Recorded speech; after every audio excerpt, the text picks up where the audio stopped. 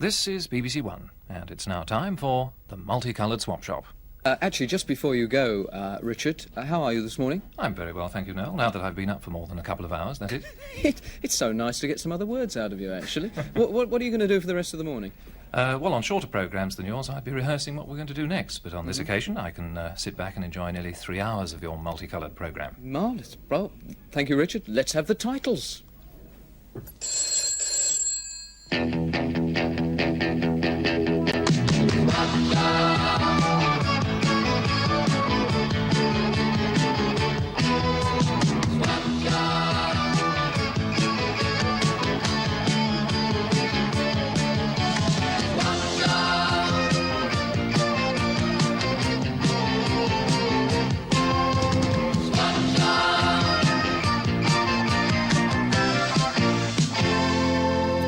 Hello, yes indeed, a very good morning to you. Welcome to the Swap Shop. A lot of calls, a little bit of silliness, plenty of variety, and as many letters as I can get through. Joseph Quinn, he gets the first mention. He's at Coatbridge, and I think it's Monklands, Strathclyde in Scotland. And Joseph says, I'd like, on behalf of my goldfish Tony, to thank you for saving his life. Really?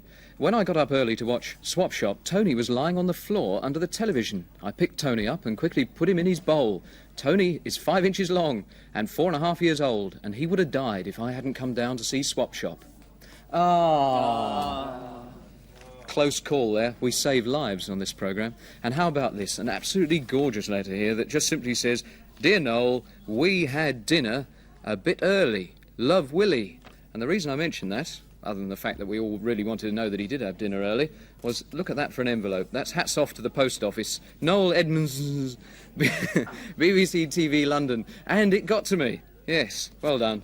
Try and get the address right. It is in Radio Times. Anyway, Willie, thank you very much indeed for letting me know that you had dinner a bit early. Hope you're out of your pyjamas now, because we've got so much in today's programme. Keith will be somewhere, out and about. Find out in about half an hour. John Craven is sorting through your letters, and he'll be bringing us up to date on the news at 10:30. Top show jumper Debbie Johnsey will be here later on. Ring her and get it straight from the horse's mouth. Spiffy and Fleabag, the oddball couple, will be along at about 11 o'clock, followed by an even odder couple, Dastardly and Muckley. Will they catch Yankee Doodle Pigeon? We really do wonder. And also we've got the Wurzels here today, and they're going to be singing and looning around. We've got an awful lot of music for you. Music such as this.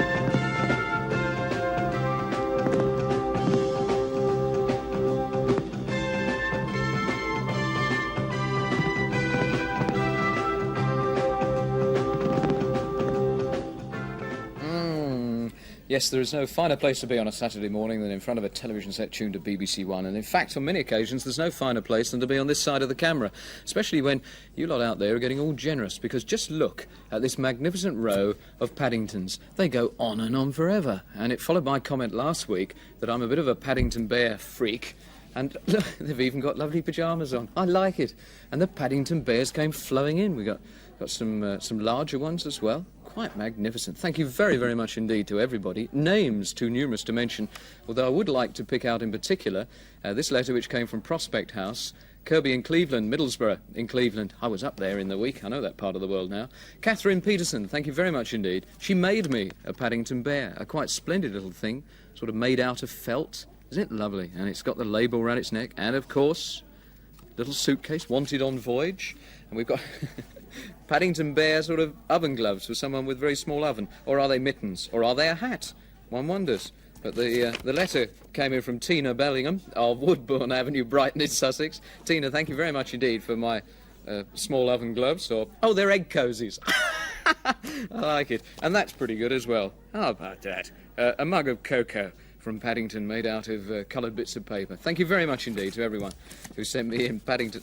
I claim to be the world's leading Paddington Bear collector now. We put those over there. They really are very good indeed. Let me see who we got on the first call to the swap shop today. Who's this? Who gets the honour of the first call? Line 4. Who's this? It's Adrian Burholt. Hello.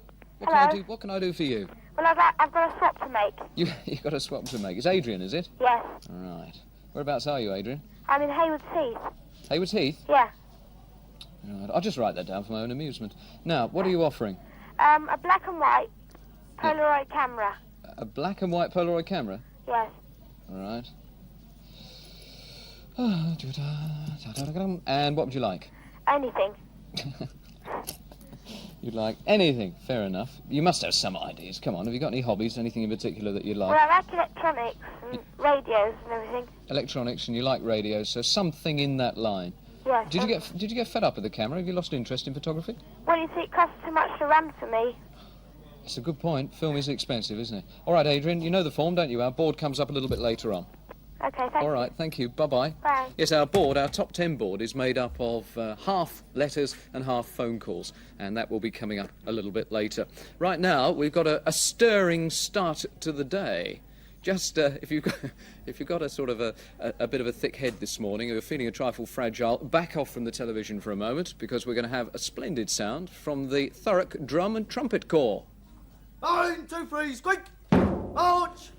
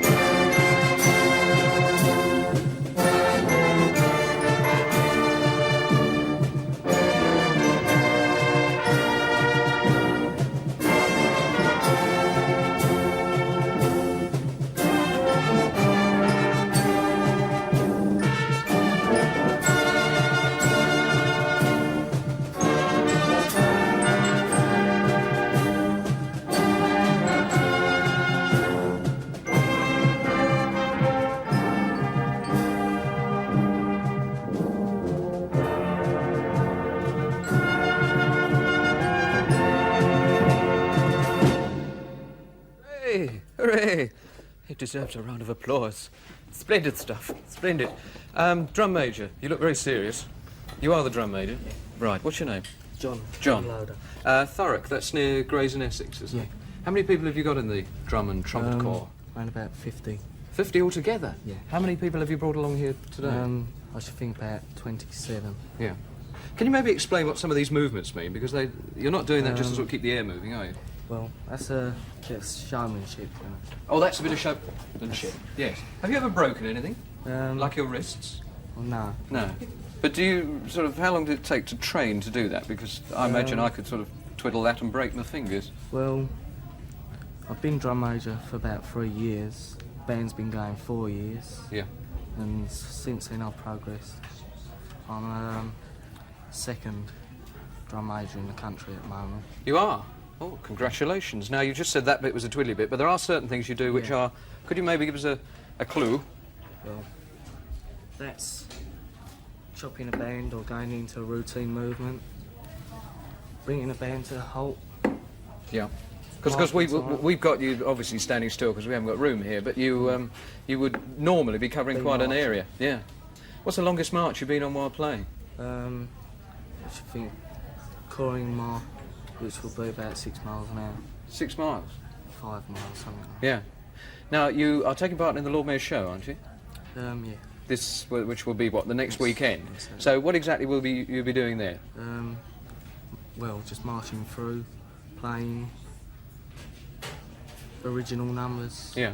What are your favourite numbers? Well, the two we've just played. You like sailing? Yeah. Yeah, it's very good. Where do you go from here? I mean, can you take this up professionally? Well, yeah, I suppose so. But you're obviously all are amateurs, and you do it just for the thrill of the thing. We do it to enjoy ourselves, Yeah. mainly. It's a youth organisation. Yeah, I think it's splendid. What do the medals mean that you've got on here? Well, a few of them are for various awards that I've won, Yeah. drum major, and then others are for what the band's won. Right. Splendid. Well, thank you very much indeed. Thank you, gentlemen. Thanks a lot. They all look so serious. Anyway, you can see the Thurrock Drum and Trumpet Corps and Keith Chegwin and lots of other things in the Lord Mayor's show, which we will be covering. I won't tell you more about it because we've got some marvellous things lined up for next weekend. That's when the Lord Mayor's show is. And thank you once again to the Thurrock Drum and Trumpet Corps for making that splendid start to Swap Shop. We've got a marvellous show lined up for you today. Lots of different contrasting things. Let's have a go and see what I've got on line 1 to Swap Shop. Hello, is that Noel? Yeah, it is. Oh, that's I'd like to ask you... Hang what on, time hang on. Who are you? Anthony Baker. Anthony, you moved so fast we didn't get a chance to know who you were. Or at least I didn't. Anthony, what can I do for you? I'd like to ask you... Yes? what time you get up to do the swap shop. What time do I get up to do Swap Shop? Well, I get a lie-in. I get up at 6 o'clock to come here. Normally I get up at 5 to do the Radio 1's breakfast show. So I look forward to Saturday. I get a lie-in. Do you think I look tired this morning? A bit. A bit. Yes, everybody, since I came into the television centre, has been telling me how tired I look because Radio 1 had a week in the northeast last week and we were doing the programmes... You see how tired? Look at the bag. Look at that. We were doing programmes from a hotel and the studio was in the hotel and my bedroom was next to the studio and so I couldn't sleep during the day. Isn't that sad? Yeah.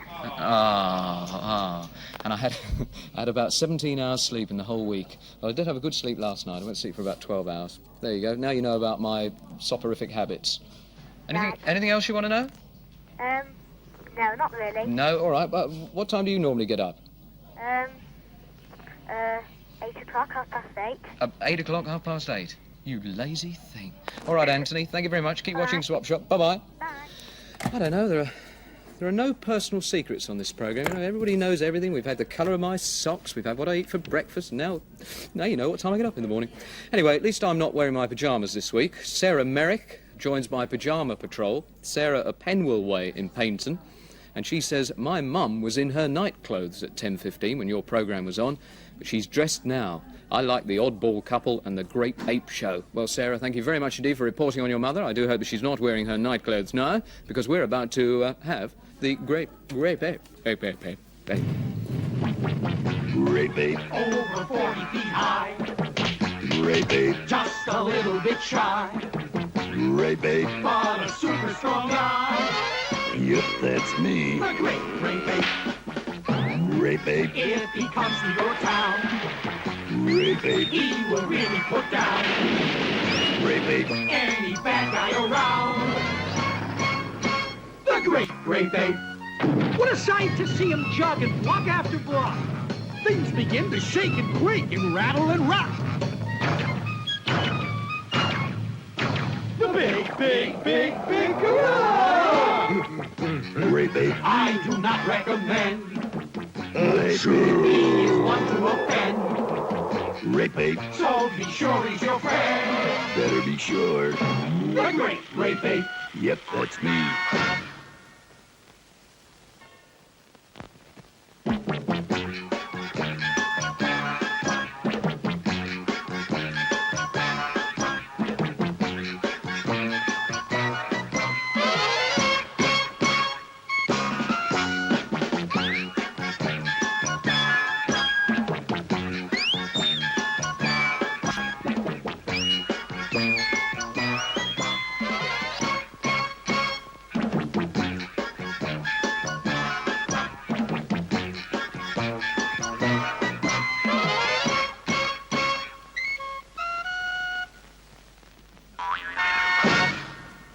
The Adventures of the Great Grape Ape.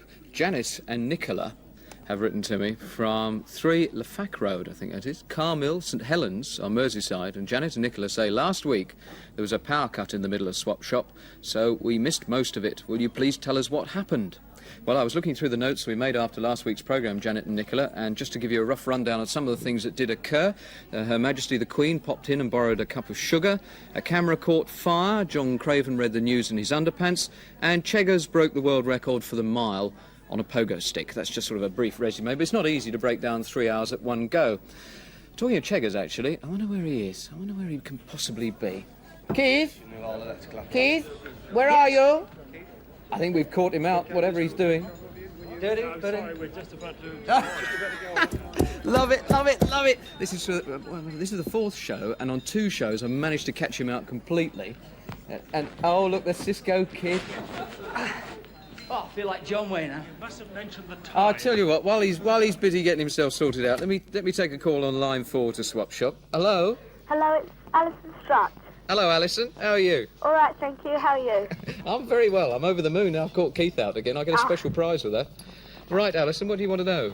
Well, is Multicoloured Swap Shop shown in other countries? Is it shown in other countries? Yes. To the best of my knowledge, no, because although the BBC, in fact, do market programmes to other parts of the world, of course, it's a live programme, and I don't think the phone calls and some of the things would be of much interest to people in other countries. Although, having said that, we do know that the programme is watched in sort of the northern part of the continent, northern France, Belgium, Holland, sort of in that area. People do watch us, so hello to people on the continent, but they're not meant to be watching because they haven't paid for it.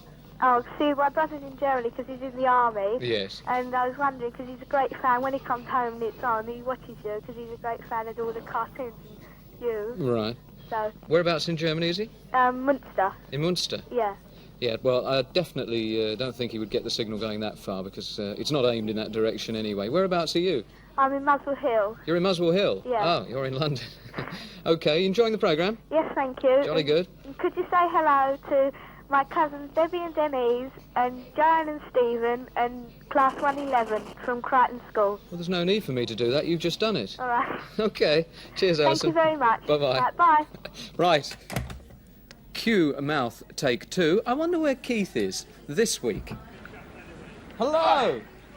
Come on, boy. Oh, he's not going, is he? Oh, good morning. Morning. How are you?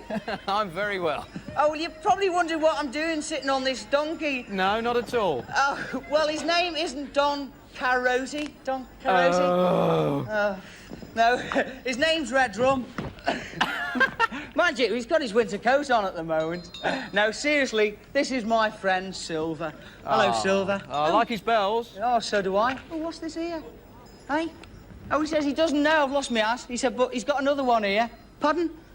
Oh, he says he or. He says he or his friends usually work here on the beach during the course of the summer, because this morning our Swaparama comes to you from the illuminating town of Blackpool. And this morning I'm going to be swapping here on Blackpool Beach, just by the North Pier. And if you want to join me, you're more than welcome to. There are plenty of buses that run along the seafront, and there are also trams, which are unique to Blackpool, because nowhere else in the country do they have a tram service. Trams, unlike buses, actually run on rails, and if you're going to cross those rails to get to us this morning, please make sure there are no trams coming. So remember where we are. We're in Blackpool, on Blackpool Beach, just by the North Pier. OK, Silver, you can go and have something to eat now. There he goes. Well, you've probably got something in your home which is around about 120 million years old, and that's coal. I've got 4 chaps with me this morning. Let me introduce you to... Can I just move in between you there? John, Stephen, John and Stephen. I hate to repeat myself. Now, you're helping and learning to dig out coal, and the reason you're in Blackpool because it's the Miners' Festival, is that right? Yeah. Yep. Right, are you enjoying it? Yeah, champion. All right. John, let me first of all ask you, right, you're coming to the end of your 4-year apprentice. Yes. What job are you training to do? Well, I'm training to be a colliery electrician, Right. And what does that entail? to look after all the electrical apparatus in the Right. pit and repair it. Right, I always imagine sort of people in mine pits with a hammer and chisel banging away. It's become very mechanical now, hasn't it? Them days are way behind now. It's all mechanical now. Right. All mechanised. What, like big machines? Oh, yes. I think you told me just before you have big machines as big as tanks. Oh, It's bigger. quite incredible. Oh, What, Stephen, what sort of size are the pits? I mean, how far do you have to go down to get to the coal face? Just depends how long the pit's been running. What's the longest one you've been running on then? I don't know, it's about... The longest face? Yes. It's about 200 yards. But away from pit bottom, No, you away mean? from the ground and going all the way through. It's difficult to estimate. It's about 3, 4, 5 mile. That's quite a long way to get to Just in the depends morning, which isn't it? colliery you're at. Right. Well, tell us a bit about safety now. I mean, Well, everything's safety at pit. right. But tell me something about personal safety. I mean, how you get out of hazards and things like that. Well, it's up to individual, you know. You're not meant to get in situations like that. I know Stephen's actually got something in his hand there. Can you Yeah. explain this to us? Can you take it out, Stephen, Sure. for us? Put it on. This is going to amaze you all, actually. Now, what is this? It's a self-rescue, Right. and it protects you against carbon monoxide, Right. which is a gas down the mine, but it's the only gas it protects you. How long would it take you to get out of a pit? I mean, you know, how much life have you got in that? Well, in them, an hour, You got an hour. but they've brought some new ones out, an hour and a half. That's a good amount of time, is it? Can you put it on for us? Here we go. The big moment. I think it's improved him. No.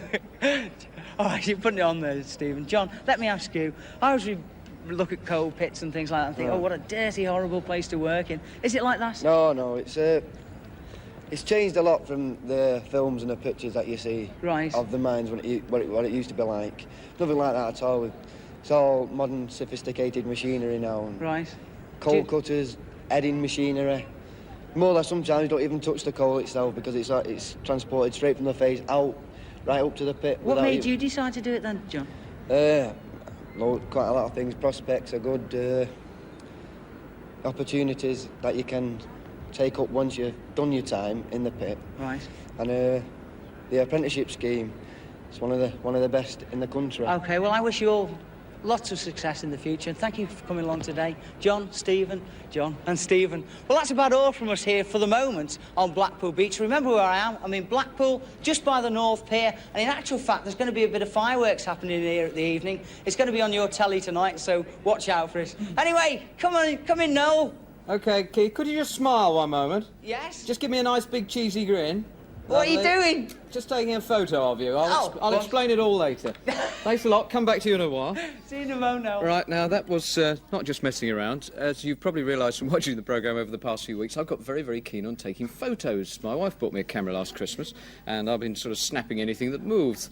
And we decided that we would have as one of our odd swap prizes a camera. This is rather a splendid one. It's 35mm, and it's got a 40mm lens to it, and you can take some quite interesting things. I can maybe take a picture of the camera taking a picture of the camera. Oh, forgot to wind it on, didn't I? Lovely. There we go. That's the prize, anyway. And all you've got to do is answer the question, which I shall put to you after we have a look at this film. So if you want a camera, you want to get into the world of developing and negative reactions and prints and all that sort of thing, have a look at this piece of film and wait for the question.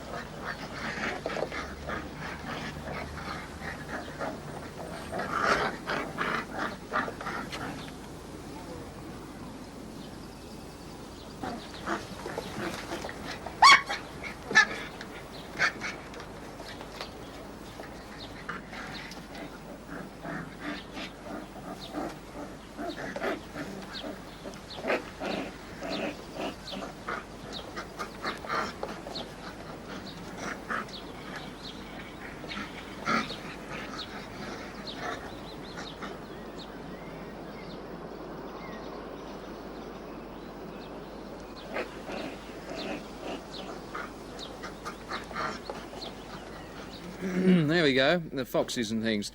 And I hope you're watching that very carefully. Now, what's the question going to be? That's always the point with Swap Shop. You never know what I'm going to ask. Well, W.H. Fox Talbot was a pioneer of photography. In fact, if you go down to Laycock in Wiltshire near Chippenham, there's an exhibition there. But we want to know, what does the W.H. stand for? What does the W.H. in Fox Talbot stand for? And this camera could be yours if you give me a ring and your answer is correct. We want to know what the WH stand for. Now, we haven't got the bingo machine for you this week. They've decided that I'm too dangerous operating that. Instead, I get a selection of the ping pong balls and hearts.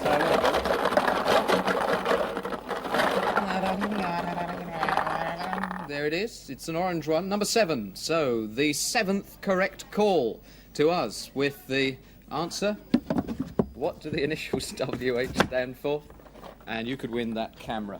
Now, give us a ring on 01 811 8055. That's our number, of course.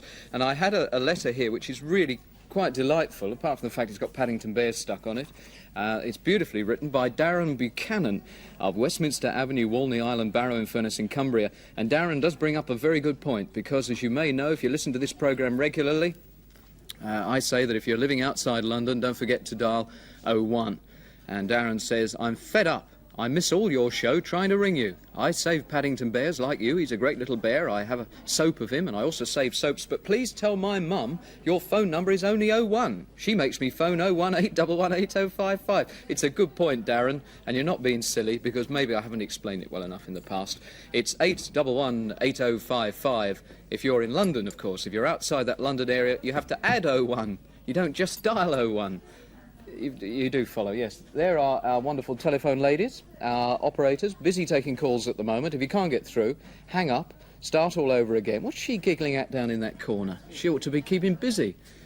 Start all over again and mind the dialing, just in case you get a wrong number. Talking of doing things correctly, if you are going along to the Swap-O-Rama in Blackpool, don't forget to take something that's your own. Don't go and tea leaf something off somebody else and take that along. Don't forget, you mustn't take anything live. We're not interested in that. Tell somebody you're going and mind how you go. Watch out for those trams, as Keith said. That's the Swap-O-Rama in Blackpool. We'll go back there in a while and find out how he's getting on. But of course, as far as safety is concerned, this is an important day, isn't it? November the 5th. And however hard they try, one or two people might well end up doing some silly things today. So please be very, very careful. We'll talk about the safety aspects later on. But we're very pleased to have the Wurzels here with their own interpretation of the life and times of Guy Fawkes.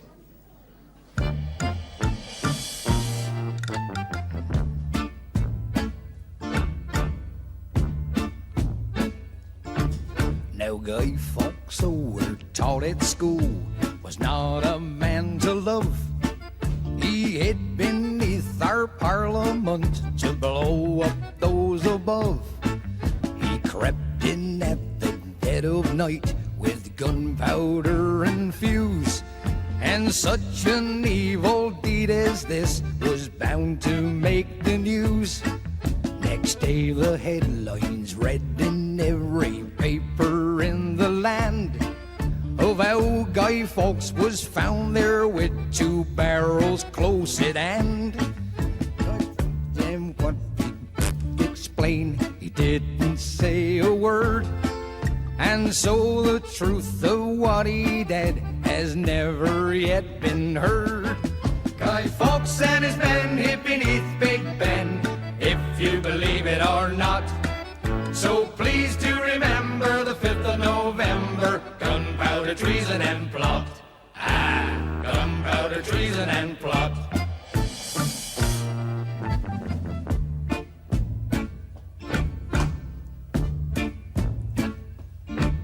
Now Guy was a cleaner, on the night shift he did work. And though it was quite tiresome, he was not a man to shirk. But cleaning up these dungeons that are full of dust and grime gives me a thirst, so I do take a drink from time to time. One cold and wet November day, the 5th it was the date, his cousins up from Somerset came visiting quite late. I've brought you up a present of some scrumpy from the farm. But little did he know his gift would do poor Guy such harm. Guy Fawkes and his men hid beneath Big Ben, if you believe it or not. So please to remember the 5th of November, gunpowder, treason and plot. Ah, gunpowder, treason and plot.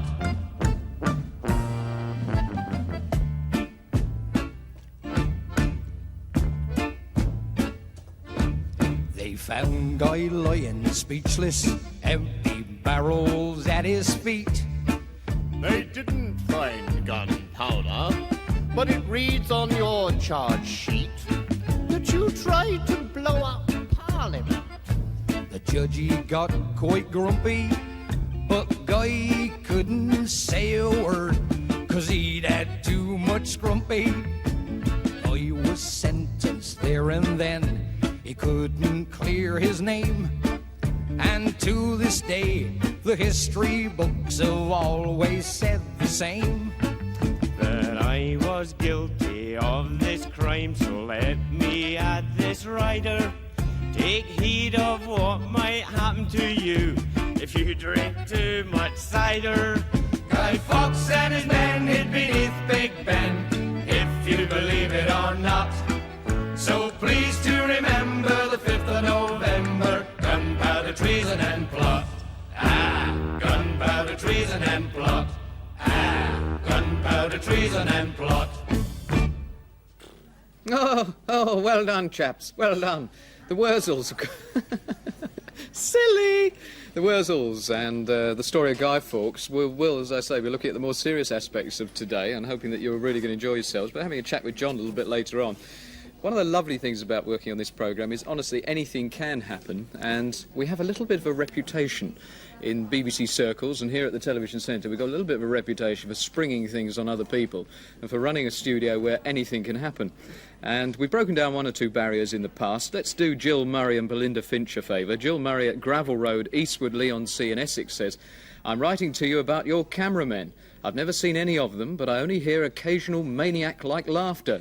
Are you sure they're human?" That really, Jill, is one of the great unanswered questions. And Belinda Finch of Pigeon Cove, Rock Lane, near Hastings in Sussex, says, "I'm writing to you as I would love to see a television cameraman." You live dangerously, Belinda. "Everyone can see you, John Craven and Keith Chegwin, but no one can see a hard-working cameraman." Problem is, Belinda, we don't have any hard-working cameramen. All we've got is this mob here. So if you sort of have a look around, don't they look sweet? Who are you looking at the moment? Look at these strange things. We've got Gary's hiding away over there, and they are a lovely lot, really, aren't you? Beautiful. You really are lovely. What does that do? That focuses you. That brings you sharp or good. Oh, so that's the one that you always leave me out of focus That's one I always with. forget. Splendid. All right, gentlemen, we're going to leave you for a moment, actually, because at the Television Centre here, we do have many other things going on. I mean, this is the only programme which is actually going out live But we've got people doing rehearsals for programmes, setting up studios. Look at the mess there. Organising all the programmes that you see on BBC One over the coming days and weeks. Now, we're out of Studio 5, and if we come round here, we ought to be able to do a little bit of snooping on what is happening in Studio 4. Good morning, sir.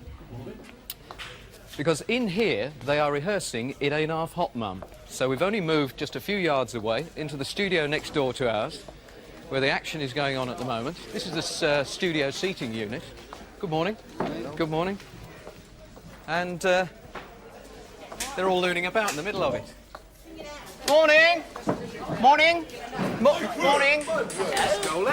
I've just taken a break from next door. Good morning, chap. Hello, Donny. How are you? Hello, Melvin. Are you well? Hello, Don't touch me! How are you, Noel? What's the prize?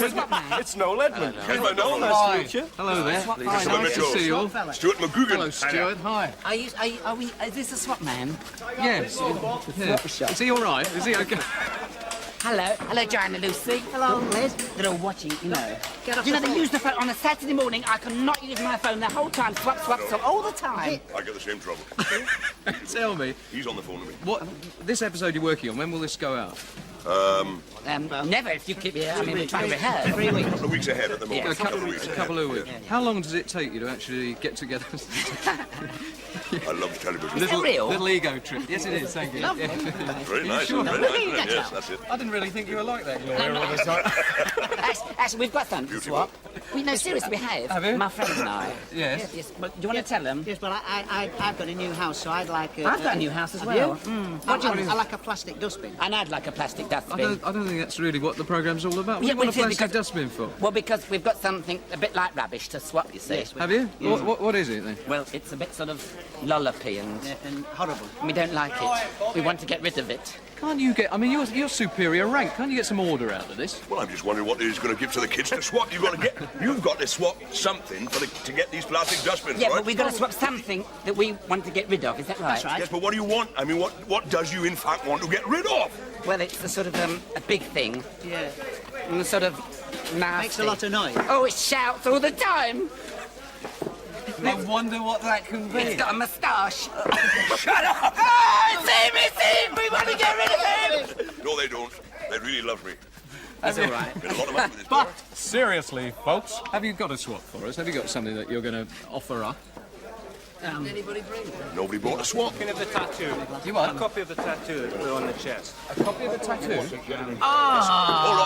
We have got something over here. Beautiful. If we swap, there's no show today. We're in trouble. What about We haven't this? used that yet. Very good. Gets paid more Now, than any of us. What's the relevance of this? Now, Well, you'll see in 2 weeks' time. We mustn't tell you because it'll spoil the story. I think you ought to explain this, Brian, because Brian Ellis, you're the designer. That's right. Yeah, this is on It Ain't Half on Hot, Ain't Half Hot. Now, Designer. what Designer. This is cast. This is the. Very good. This is Flying Officer Kite. We're offering as a swap this week. He actually appears in this week's show, together with a signed copy of the studio plan. just because he's bigger than you, you don't need to do that. A studio plan. A Can we studio just, plan. Just have a look at that. Yeah. I mean, allowing This for is, this lot to shut shows- up for a shows the minute. plan of the set. What does the set designer do? Well, Nothing. There's a new record come out. he actually designs the set you see behind you, and So all this jungle and mess. all the jungle and You're mess responsible. I'm responsible for. I'm a guilty person. hold the end? And that's the. Fine, there we are. And there's a plan. The treasure is about there. We're standing. You're standing there. And Rommel's coming this way. Look. Flag of truce, Captain. Flag of truce. Can't do that night. We're here. There's a lot of dancing girls that approach from that end. Please Brian, don't how do you later on. ever Where's get it anything disappeared? done with this lot? They're very good. They're very helpful. They didn't answer the question. How many days does it take to get one episode together?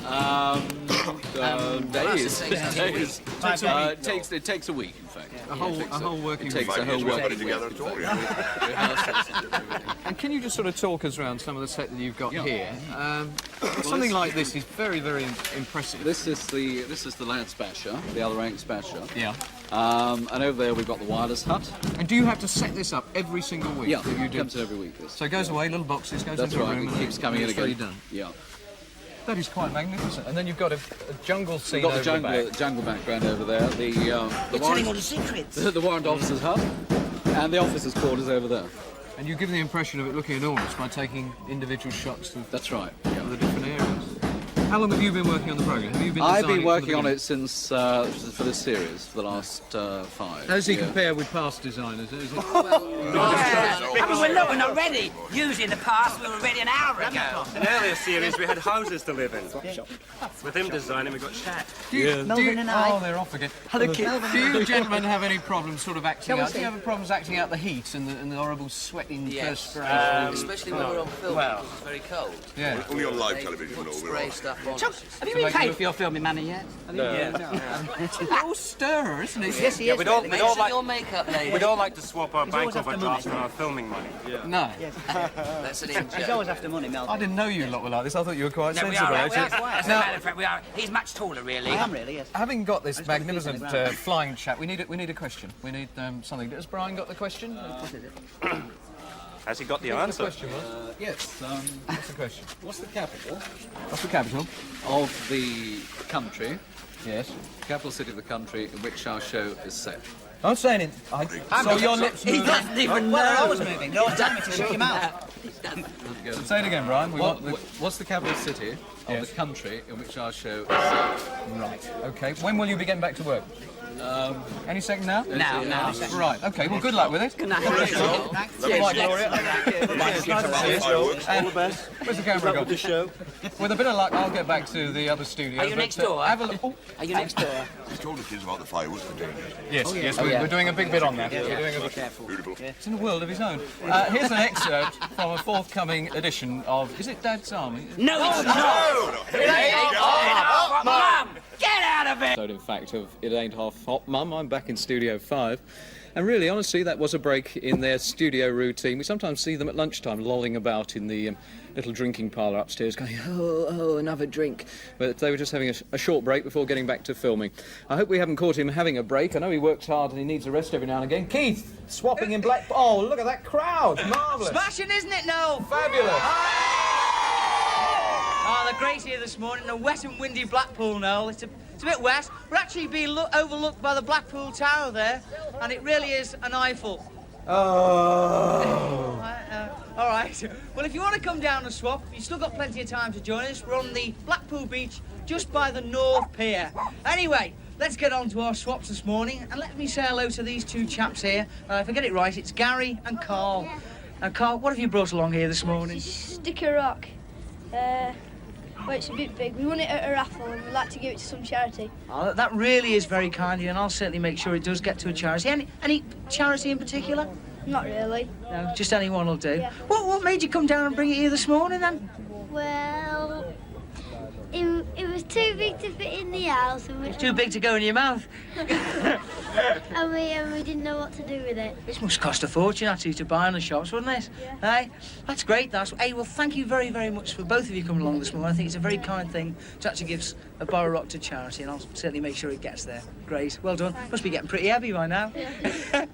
Anyway, let's say hello to a few of our first swappers and this delightful young lady here. Good morning. Good morning. Morning. Yeah, it's getting in your face there, isn't it? It is a bit windy. Is it always like this in Blackpool? Yeah. Right? Oh, they're all disagreeing down there. Yeah, I remember coming to Blackpool in the summer and really had a smashing time. It's summer, but not in the winter. Right, well, the second time I ever came to Blackpool was to do filming for Swap Shop on the Fun Fair. And I had a great time because I went round the Fun Fair for nothing. So, it's a cheating. Anyway, what have you got to swap this morning? 3 books and a Rod Stewart record and Bass Tyrrell record. Great, well, I'll try and swap them for you in a minute. Talking of records, I've got 2 chaps with me here this morning, Romeo and Dave, and they're with the prolific group Shawaddy Waddy. And I've just heard you say 2 cold chaps. Did you say coal or cold? Very, very cold, Pete. Yeah. Have you been to Blackpool before? Yeah, we're here next week, actually. We're on tour at the moment, and we've got a gig here next week. Yeah. Upper House, is it? Upper House, is it? Something like that? Right. Yeah. What are the audiences like up here? Fabulous, usually. Yeah, you had to say that. There's a load of them there, isn't there? Can you hold your umbrellas up a little bit more so we don't see you on telly? We There might you go. take off, we might take off. I think you're right. Look, the clothes you wear are really not of the 70s, they're of the 50s. What gave you the idea to wear these sort of clothes? Well, we were a rock and roll band, so we decided to wear some drapes. It was Right. going, keeping with what we were doing. But it's incredible, really, because you can't walk into a departmental store and sort of buy them. Where'd you get them made, then? There's a tailor in Leicester A personal tailor called LNF who makes them up for us. You certainly must keep him pretty busy then. Nice little plug for him there, yeah. Yeah, he's local, you know, and he's a very good fella. Right. What about talking about the band? Have you got any jokers in the band at all? Well, we're all a bunch of jokers. There's always funny things happening. Like the other night, we were stuck out in the fog in two cars, like, you know, and we were following each other. And one of the lads says, "Where are we?" And Malcolm was driving one of the cars, and he said, "I could see a sign." He said, "I can see a sign ahead.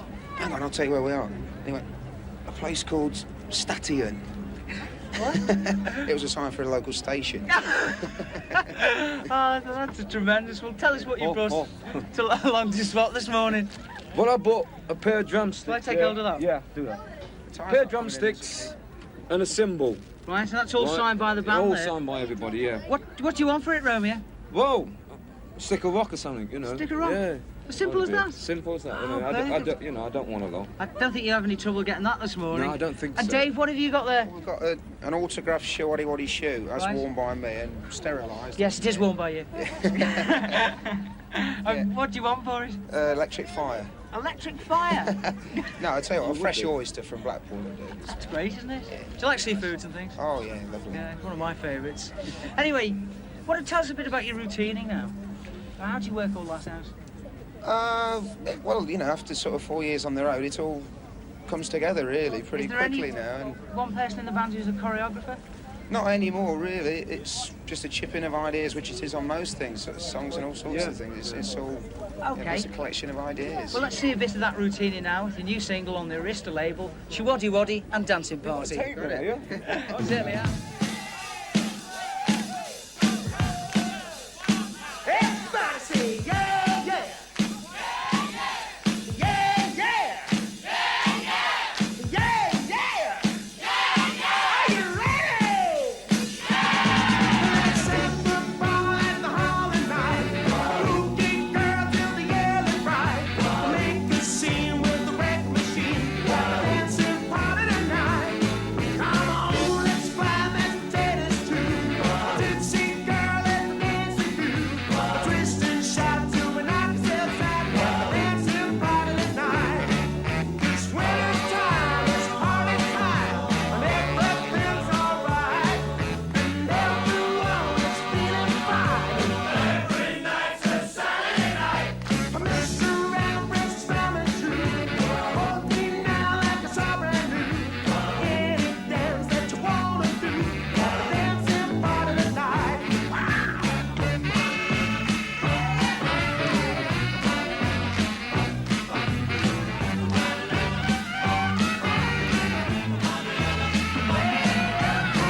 Let's fly mashed potatoes too. Tootsie girl is the dance to do. Any dance that you wanna do. Dancing party tonight. This winter time is party time. And everything's alright. And everyone is feeling fine. Every night's a Saturday night. Let's have football at the hall tonight. Rookie girl till the early bright. Make a scene with the record machine. Dancing party tonight. Stick 'em here. Daddy here. Rookie here. Let's go.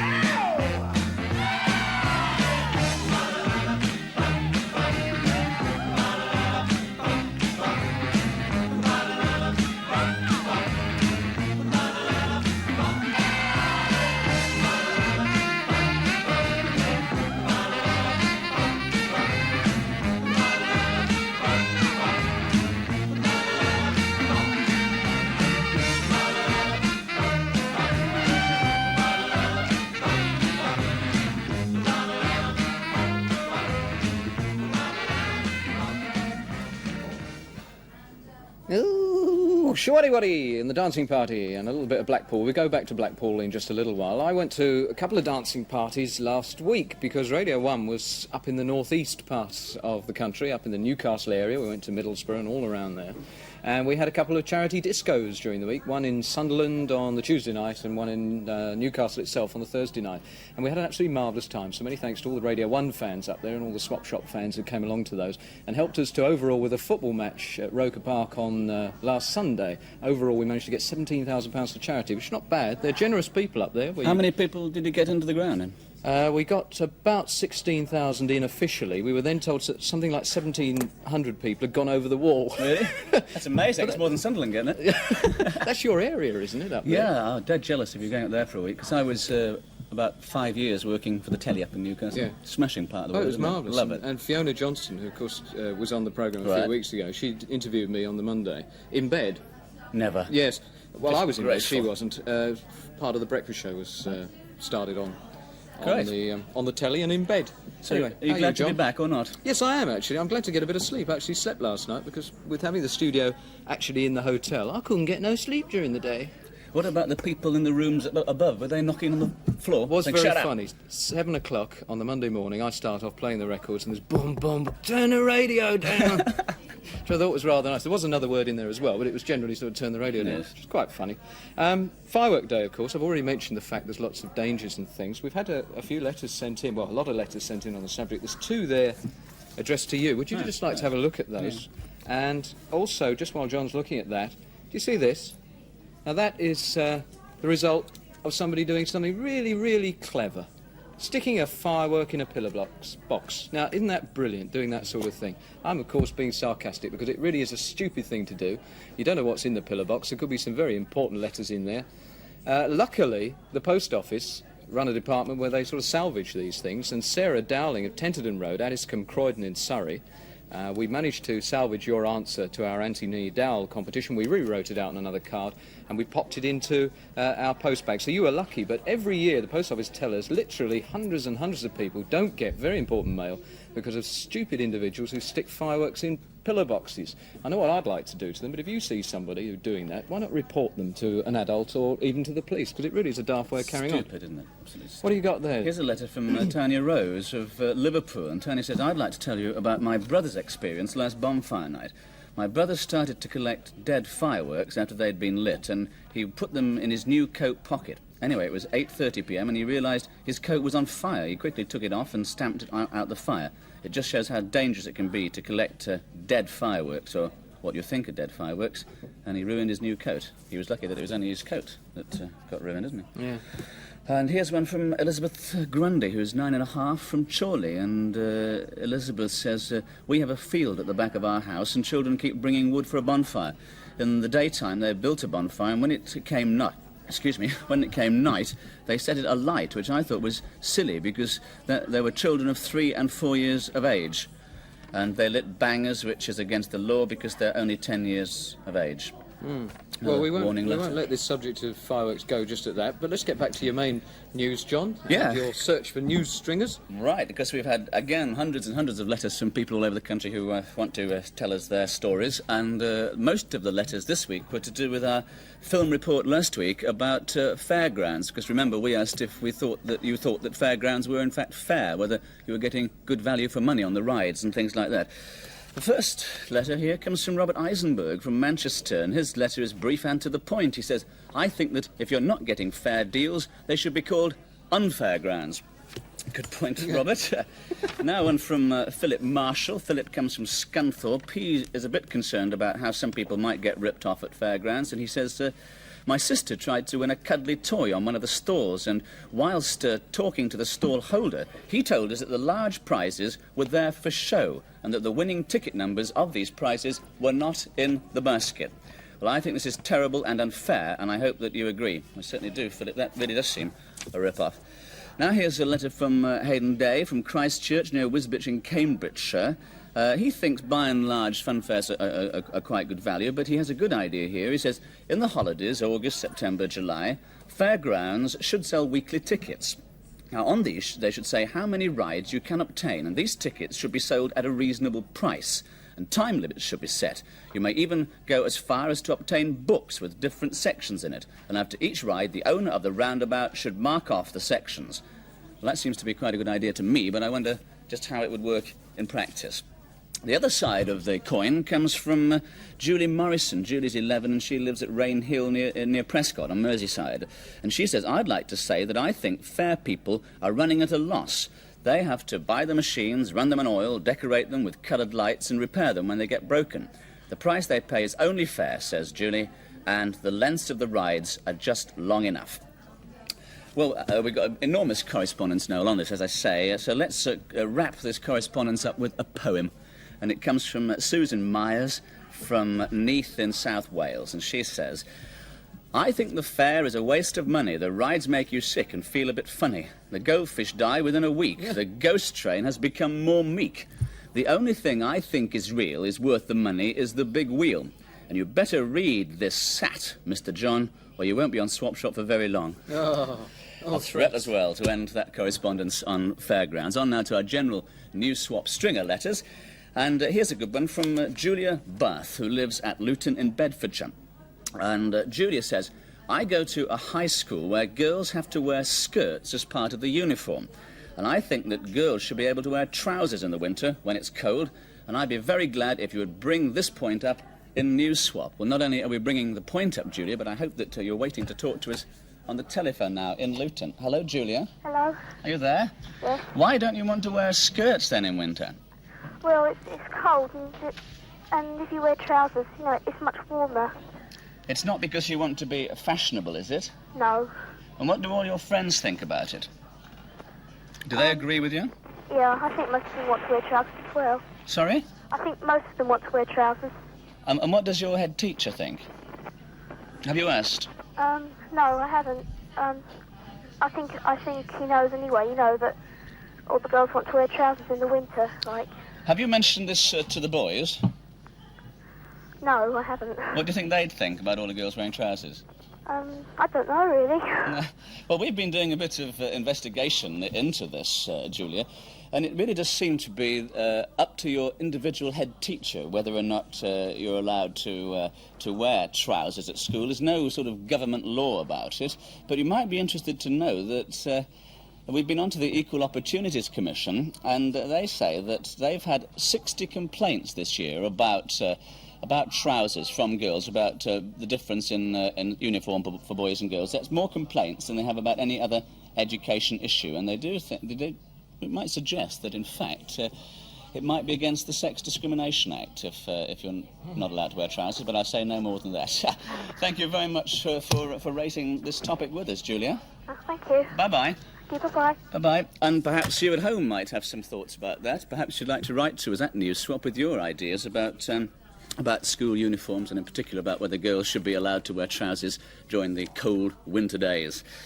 On now to a letter from Helen Hobson from Shrewsbury. Helen sent us a cutting, because don't forget we do like to see newspaper cuttings as well, and she sent us a newspaper cutting about an enormous corset that's been made not for a lady but for a horse, for a foal, for the front of a foal, because this foal unfortunately had a serious injury, and the local corsetry firm was sent out one of their designers to make a special girdle out of elastic to support its neck and its front legs. Now I'm glad to say the foal is a lot better thanks to that corset, and thanks to Helen for telling us about it. Finally, today, another letter about animals, and this one gets our News Swap Stringer of the Week award because it's a story about a member of Trudy Scott's own family. Now, Trudy lives in Leicester, and she tells us this story. She says, my dad's a policeman. One day, it came over the radio, presumably in his car, that two ladies had been attacked by two chimpanzees. They went to where it had happened and discovered that they'd escaped from a nearby farm. They chased Daddy and his mate into the police van.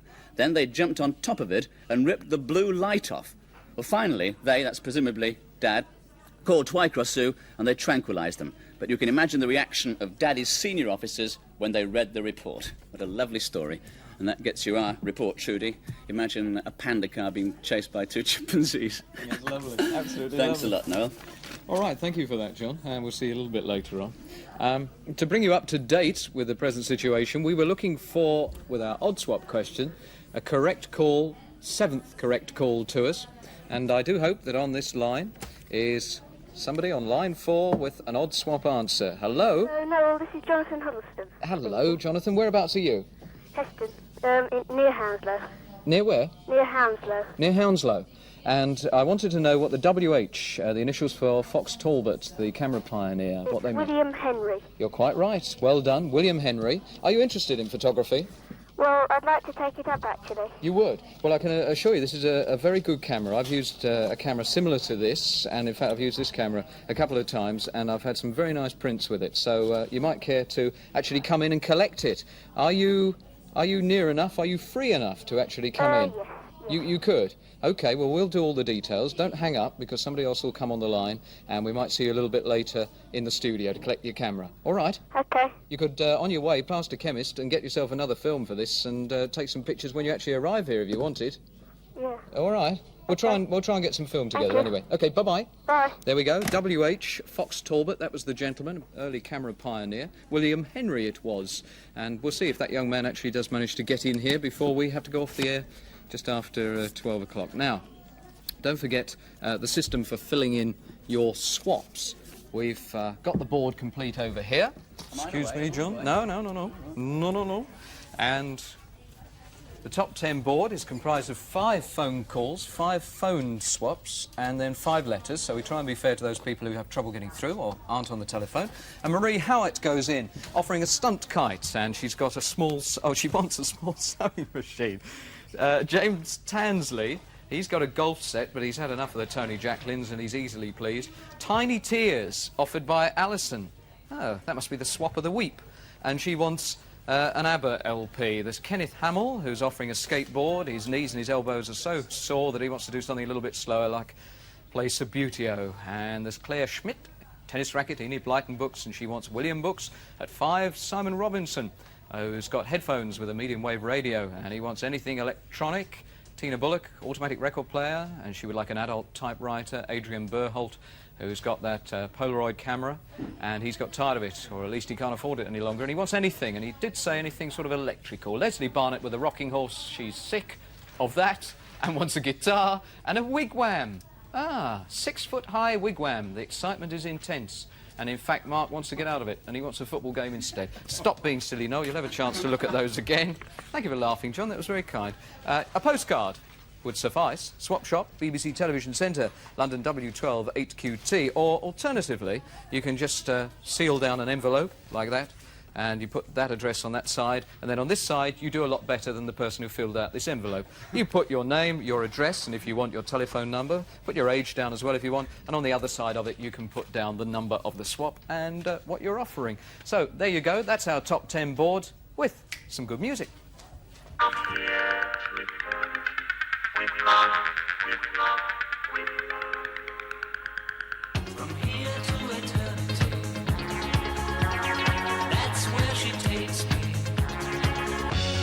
Make me a deal and make it straight. Or sign and seal, I take it. To Robert Lee, I show it. I hope you don't know it, 'cause I saw her today. I saw her face. It was a face I loved. And I knew I had to run away. Get down on my knees and pray that they go away. Calling occupants of interplanetary craft. Calling occupants of interplanetary most extraordinary craft. 2, 4, 6, 8, ain't it too late? Me and my radio cooking on through the night. 3, 5, 7, 9, remember what line? Motorway sun coming up with the morning light. We are the champions. No time for losers, 'cause we are the champions.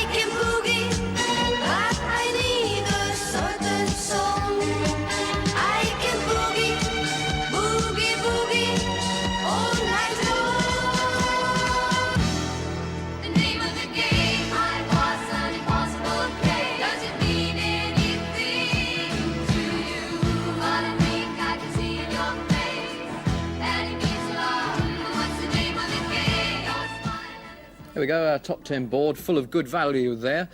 Drop us a line and keep it nice and clear on those letters and cards.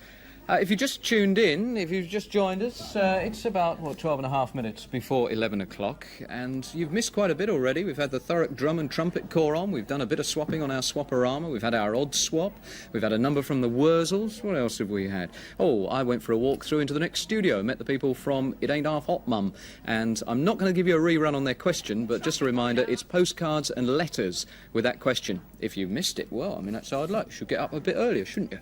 At 2... Frances Close, Petswood, Orpington in Kent, the Suzanne Lingard. She's talking about swapping. She says, I'm writing to tell you how I swapped my pogo stick for a calculator with a girl called Nicola. First of all, my dad took my pogo stick up to Old Street Station and feeling a bit silly, I can imagine he did, he sat on a bench. Then about a minute later, Nicola's mum came along with the calculator, so they swapped with each other and my dad brought the calculator home to me. Thank you very much, Noel. Thank you, Suzanne. It's always nice to know about successful swaps, so thank you for that letter. Let's find out how the swapping is going in Blackpool at the moment. Checkers, swap away. Oh, thank you very much, Noel. Well, the swapping is going very well here in Blackpool. I don't know whether you can see, there's all these people on the stairs there. Look, That's give us a impressive. wave. Give us a nice wave. There you go, there's ladies saying, oh, Mavis, look, we're on the telly. And there's actually people coming down the beach over there. Amazing, isn't it? We've got so many swaps to get through this morning, and we're certainly going to do, because we're going to start talking to a few people here this morning. Hello, sir. Hiya. What's your name? Stephen. Stephen, you said that in a nice Lancashire accent. Have you come far this morning? South Pier. Oh, that's not far then, that's down the other end, because this is the North Pier. What's it like being here on the beach during the course of the summer? Hot. It is hot. Yeah, it's pretty... Oh, well, it usually is hot during the summer, I think, isn't it? do you play football and that kind of thing here? No, I don't, but people do. What are your hobbies? Skateboarding. Skateboarding? Really? That's quite incredible. I'm doing a bit of skateboarding on the show today, actually. Not very successful. Are you good?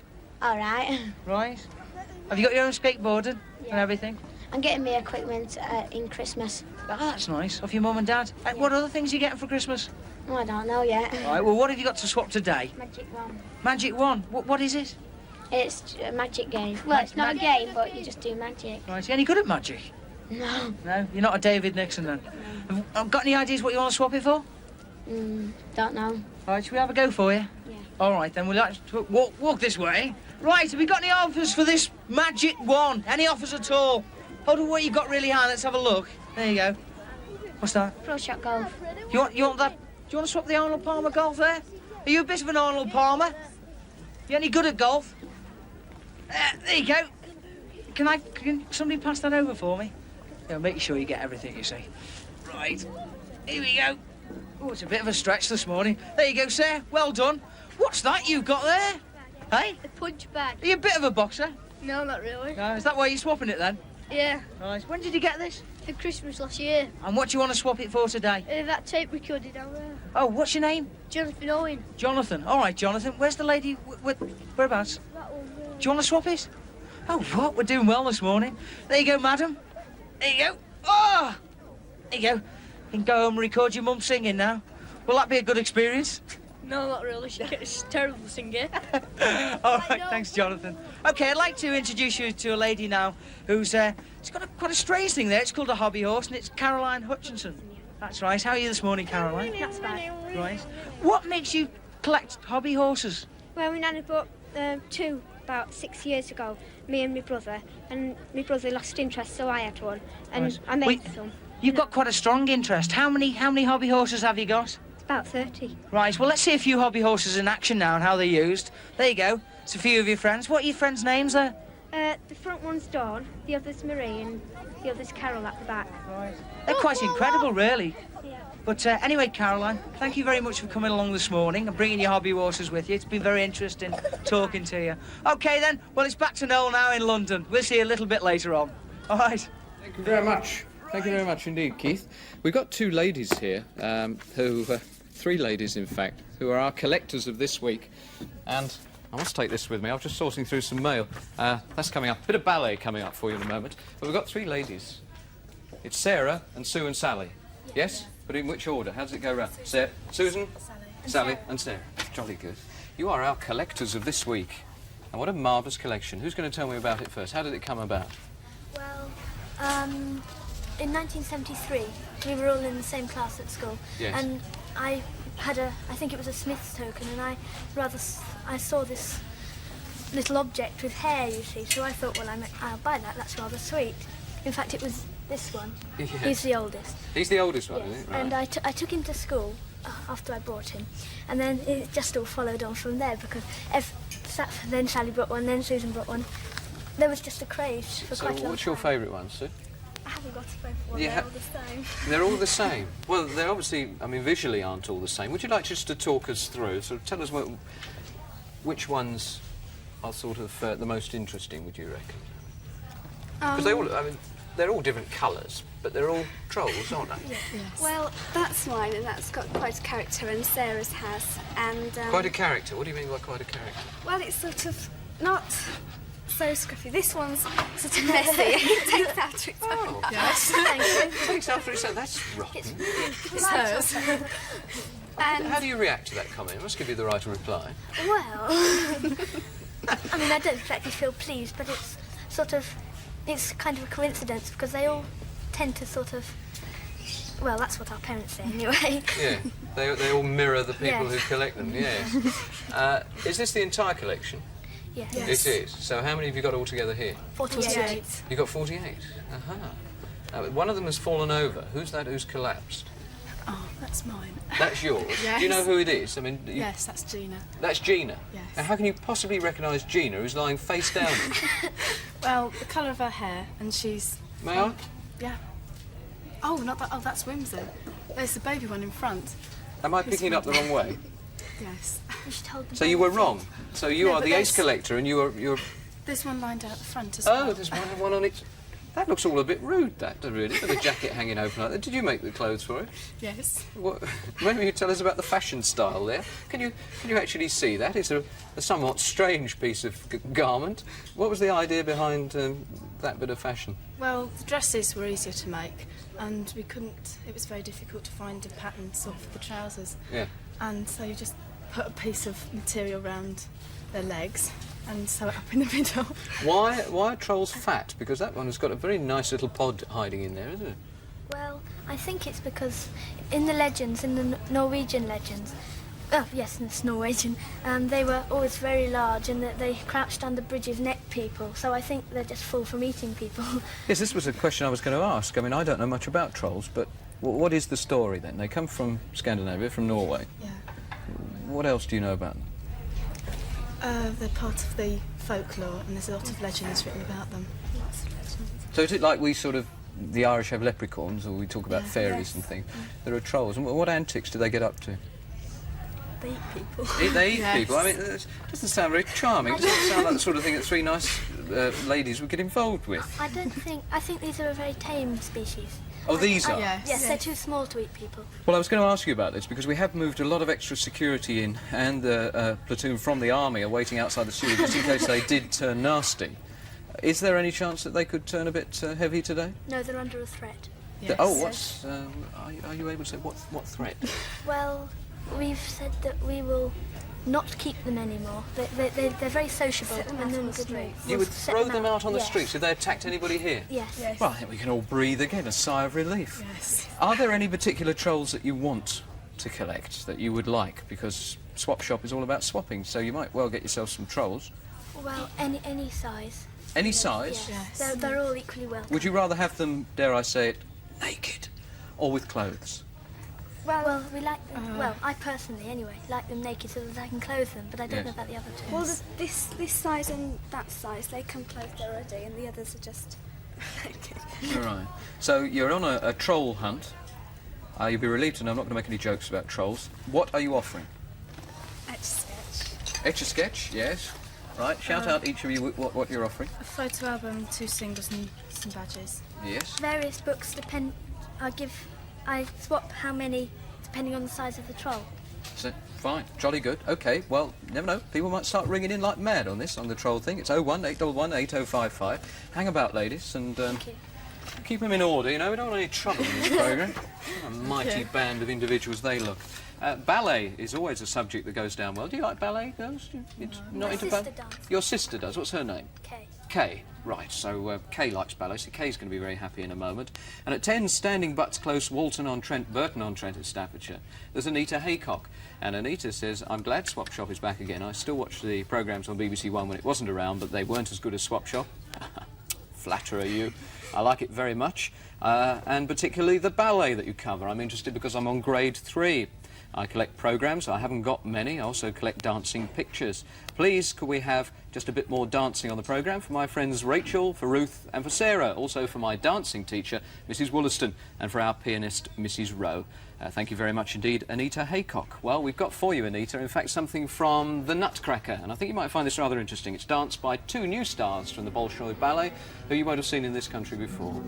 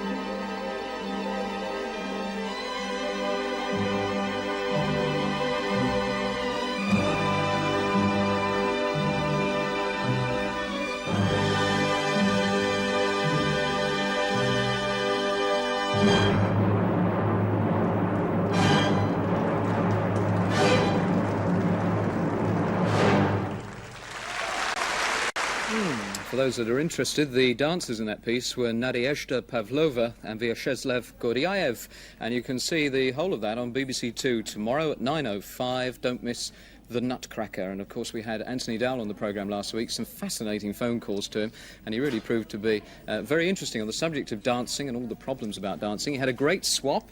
For the benefit of people who might have missed last week's programme, this is what he was swapping. This beautiful book, it really is a great book. I had a little browse through it. It's the Sibley and Dowell book, Antoinette Sibley and Anthony Dowell, of course. And, oh, where was it? He did autograph it inside. Yes, there he goes.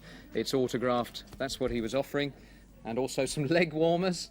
They have leg warmers. And a Royal Ballet T-shirt. So they are the prizes, and we will be selecting the winning card a little bit later on.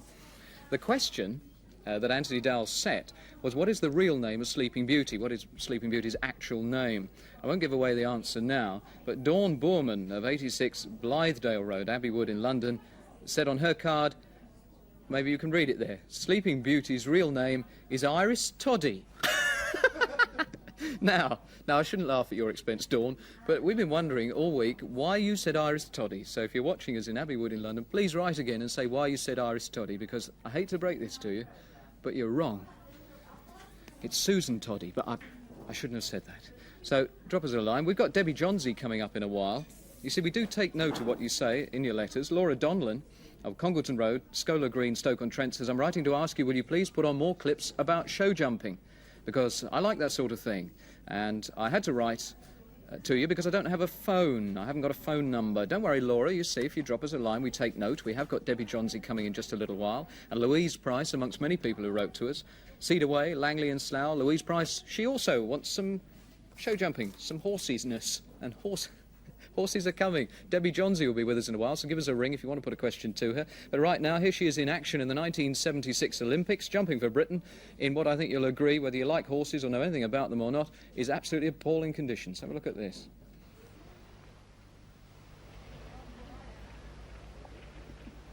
And now Debbie Johnsey and Moxie jumps off for the silver in Montreal. Great Britain, number 90, Debbie Johnsey on Moxie. 4 faults in 49.8 for the Canadian.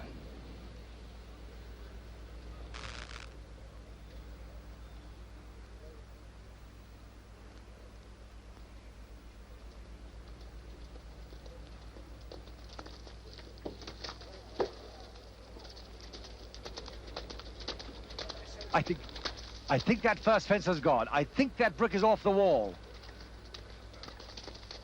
And, oh! All has gone wrong in these appalling conditions. What an ordeal for a brave young rider. And she's getting right bad for time now. She will lose most precious seconds here. It just, I'm sure, put her off having that fence, first fence down.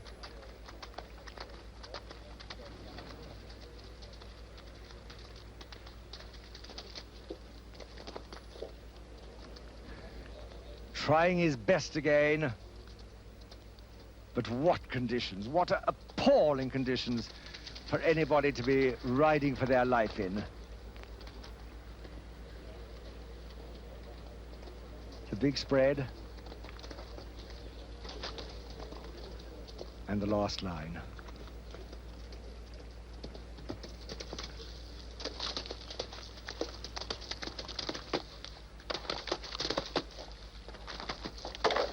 Last one down, but a brave effort, a really brave effort. A lady with a lot of courage, and I'm going to ask her all about that particular harrowing experience in Montreal a little bit later. Debbie Johnsey's coming in, so give us a ring on 01 811 8055 if you are interested in horses and you'd like to find out from Debbie about that incident in Montreal, for example, or about some of the training, anything. You know the questions, put them to Debbie Johnsey on our phone line. In fact, the phone machine next to me is buzzing, so this is obviously somebody calling Swap Shop. Hello, who's calling Swap Shop? Yeah? Eric? Eric? What, Eric? What are you doing, Eric? You've overslept because of the power cut and you forgot to redo your electric clock. Oh, Eric. All right, Eric, we'll try and see you a bit later if you can make it in. Yeah. Oh, I don't want to know about your excuses, Eric. Just they're ridiculous. He missed the beginning of the series because he was on holiday in Cleethorpes. Now he's overslept. It's worth remembering that about electric clocks and power cuts and things. So actually, the gantry doesn't look very quite... Igor! Oh, Master Igor. He steps in at the last moment and assists us. Stepping in for the missing Eric. Igor, you're overacting. Thank you. Oh, charming. Ugh. Well, these are the... Oh, dear, I do hate anything like that. Oh, I just dropped my bat. Happens to Tony Gregg all the time. I'm going down deep, as they say in all Jacques Cousteau's programmes. What have we got here? Don't take it away yet, Igor. Shall we see whether that makes it sense? And it is right. OK, Igor, thank you. Oh, you've forgotten your bat. Forget it. I'm going to have a word with Eric when he comes. I'm very grateful, Igor, for you stepping in at the last moment, I said. Splendid. And stop messing about with the lights. And Fairholme, Johnston Street, Ludham, Great Yarmouth in Norfolk. That's where Julie Cook is. And Julie, as you've just seen, I've pulled your answer to the Anthony Dowell question from our bowl there. Aurora, that's right. Sleeping Beauty's name is really Princess Aurora. And just in case you weren't watching before there, Julie, it's the Royal Ballet T-shirt. It's Anthony Dowell's leg warmers. And also that book. And that book really is quite splendid. So we'll be getting those off to you as soon as possible. Debbie Johnsey coming, as I say. The Wurzels coming also in just a little while. But right now, a touch of Dastardly and Motley and the Oddball Couple.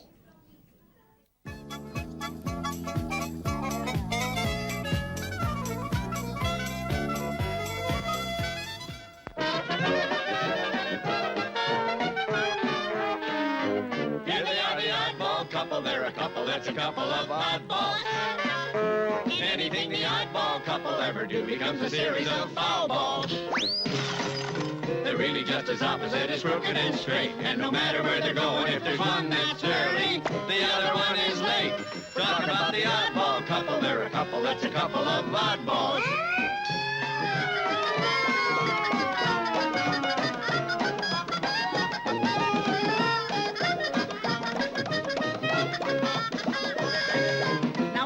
Is fussy, very proper and clean, while the other one has got a very special talent for messing up the team. We're talking about the oddball couple. They're a couple that can double as foul balls. Oddballs. 8 balls.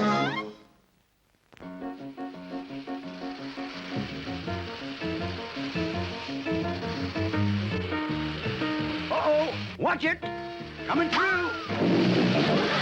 Sorry about that.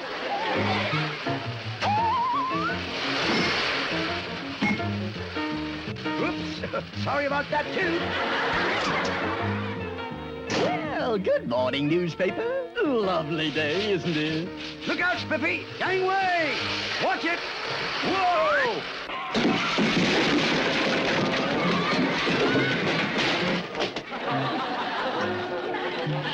What is the meaning of this, Fleabag? I just went out for an early breakfast. On a skateboard? Uh-huh. I was just getting in a little practice to entertain your nephew. Oh, yes. He'll be here any time now. Yeah, that's great.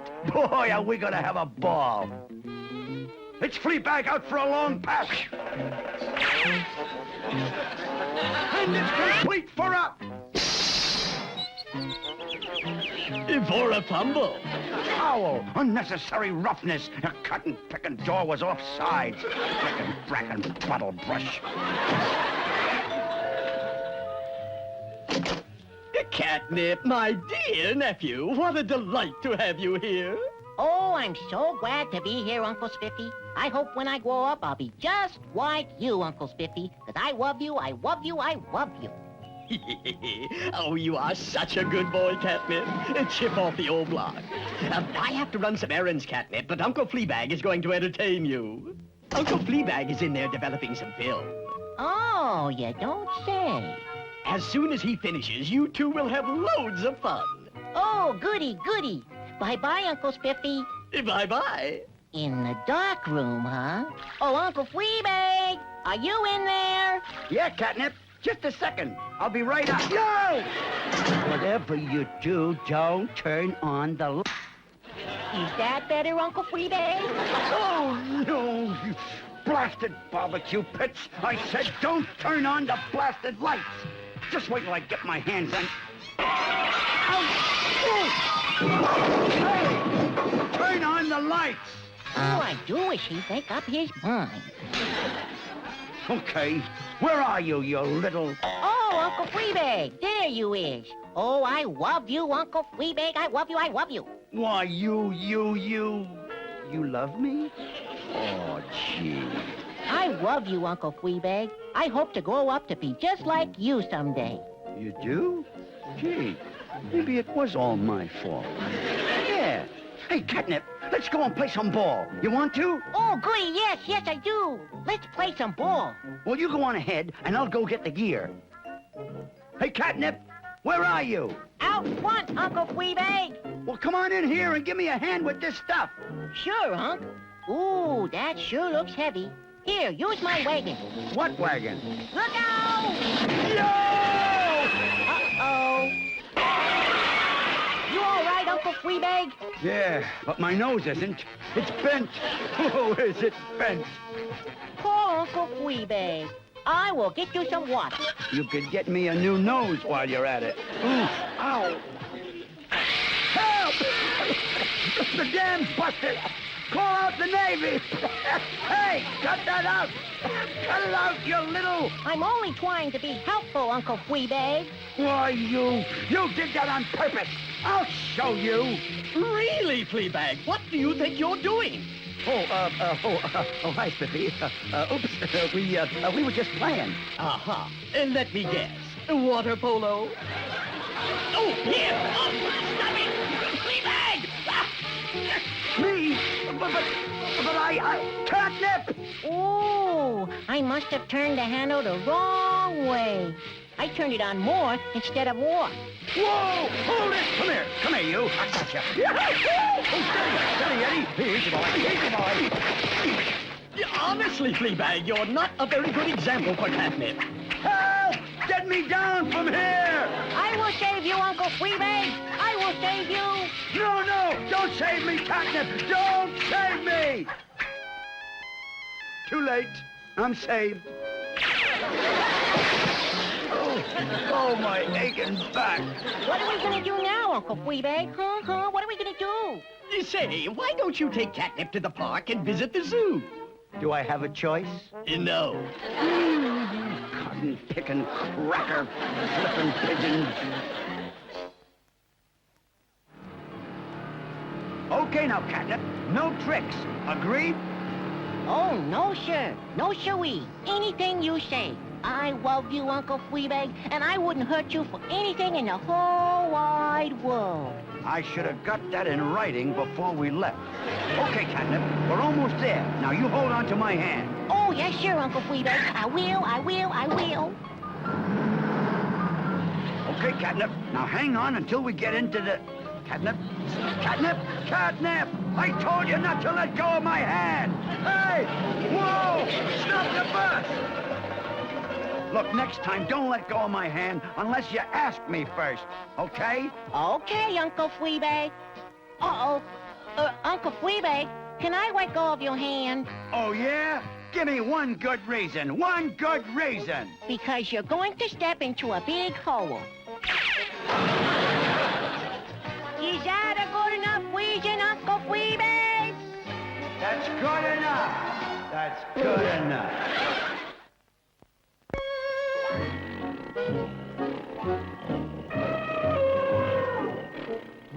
My, that little kitty is sleeping. I wonder if it's okay to pet him. Maybe I will ask him. Now, where did that little leg hugger get off to? Wait! Catnip! Get away from the cage! Shut the door! Don't you ever fool around with sleeping lions, you hear? All right, Uncle Fleabag, I'll close it. Yeah! Wow! Ouch! Oh, nice kitty. Nice. Down, boy. Down, boy. Down. Uncle Fleabag, what's wrong? It sounds like the kitty's awake. No! Open the door! Catnip, open the door! Really, Uncle Fleabag, you should really make up your mind. You did that on purpose. I'll teach you to... Teach him what, Fleabag? Oh, hi, Spiffy. We was... Oh, please, Uncle Spiffy. Don't let Uncle Fleabag go into the lion's cage again. Please, please. In lion's cage? Really, Fleabag, you mustn't try to impress Catnip. You know how kids are at his age. Impress? Me? But Why don't you two visit the Funland, Fleabag? Maybe you can stay out of mischief over there. Oh, come on, Spiffy. You play with him for a while. My accident insurance isn't paid up. Please, Uncle Fleabag, please. We have such fun over there. Please. I know I'm going to hate myself for this, but okay. Can we ride it, huh, Uncle Fleabag? Can we? For the last time, no. Don't tell me my big, brave uncle is just a teensy-weensy scared. Oh, no, siree. That contraption just don't look safe, that's all. Scared? Me? Do I look like a sissy? Come here, you. I'll show you who's a fraidy cat. Now, you just hang on tight to your old unk. Catnip? Catnip? Catnip! Bye-bye, Uncle Fleabag. Have a nice trip. You tricked me! Whoa, whoa! Stop! Let me out of here! Yo! Stop this thing! Don't worry, Uncle Fleabag. I will save you. No! Don't save me! Don't save me! Get away! Get away! Shoo! My. It's times like this I wish I could weave.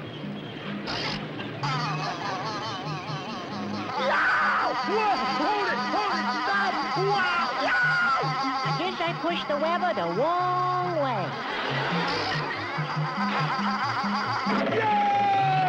Uncle Fleabag sure wears Wekwa sweets. I'll save you, Uncle Fleabag. I'll save you. No, don't save me. No, please, not anymore. I doed it. Oh, I should get some sort of wife-saving award. Don't you think? You little...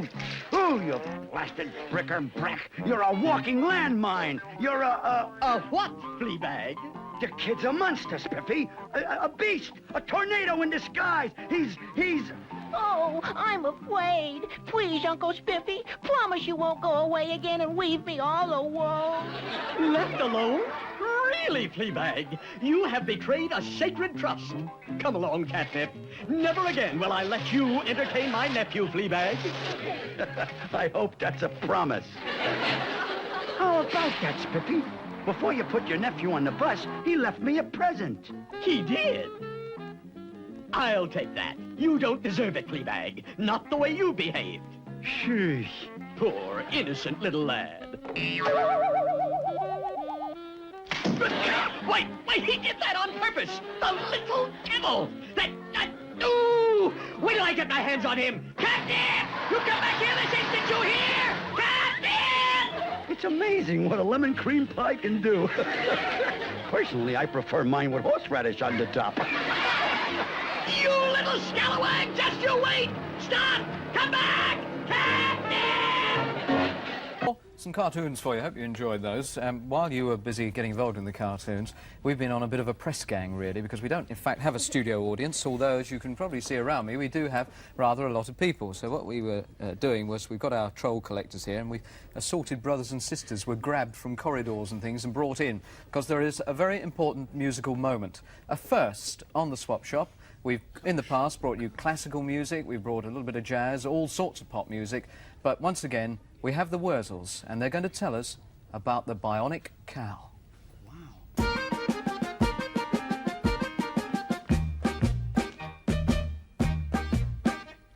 Homogenized to pasteurize in bottles and cans of any size. She's sure to give you a good surprise. She's Nelly the bionic cow. A man came from the ministry down to our Somerset farm. He said, back up in London, we've heard with some alarm that you've got a super cow whose milk's already tinned. According to the dairy rules, we think you may have sinned. The Ministry of Ag and Fish have sent me down to see if this milk is drinkable for civil servants' tea.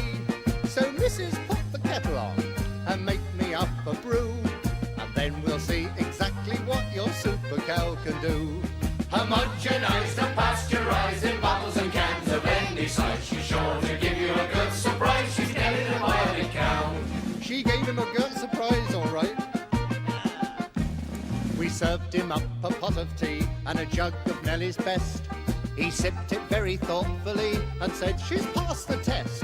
So load her in the trailer and I'll be off double quick to take you to the scientist to see what makes her tick. Now we're only simple folks, not very bright, they say. But Nelly is our pride and joy, and we'll make it stay that way. So if you fancy talking blokes, from London show your hand, I'll take the shotgun off the wall and blast you off me land. Homogenized and pasteurized in bottles and cans of any size. She's sure to give you a good surprise. She's Nelly the bionic cow. Oh, she made his eyes water. He didn't like me attitude, he said I should see reason, and if I didn't give her up, they'd have me up for treason. The wife was weeping buckets, and I was feeling low, as we went out in the farmyard to see our Nelly go. Now I'm not the sort of fella who goes for strong-arm stuff, but unbeknown to all of us, our Nell had had enough. As he was hitching up the cart, she caught him bending down and got him right between the cheeks, straight back to London town. Homogenised or pasteurised in bottles and cans of any size, she's sure to give you a good surprise. She's Nelly the bionic cow. Homogenised or pasteurised in bottles and cans of any size, she's sure to give you a good surprise. She's supersonic, they say that she's chronic. She's Nelly the bionic cow. Hey! Well done, choir, with the exception of John Craven, who was flat. Hello, welcome once again to the Swap Shop. Nice to see you, chaps. Nellie's looking good. She isn't bad, is she? She's splendid. What sort of cow is she, other than bionic? I mean, does she have a breed? Well, sort of electrical, really. She's certainly... cider-flavoured milk. She never refuses to give milk. Different flavour? Cider-flavoured? Yeah. Yes? Would you believe? Cider-flavoured? Very good. I think.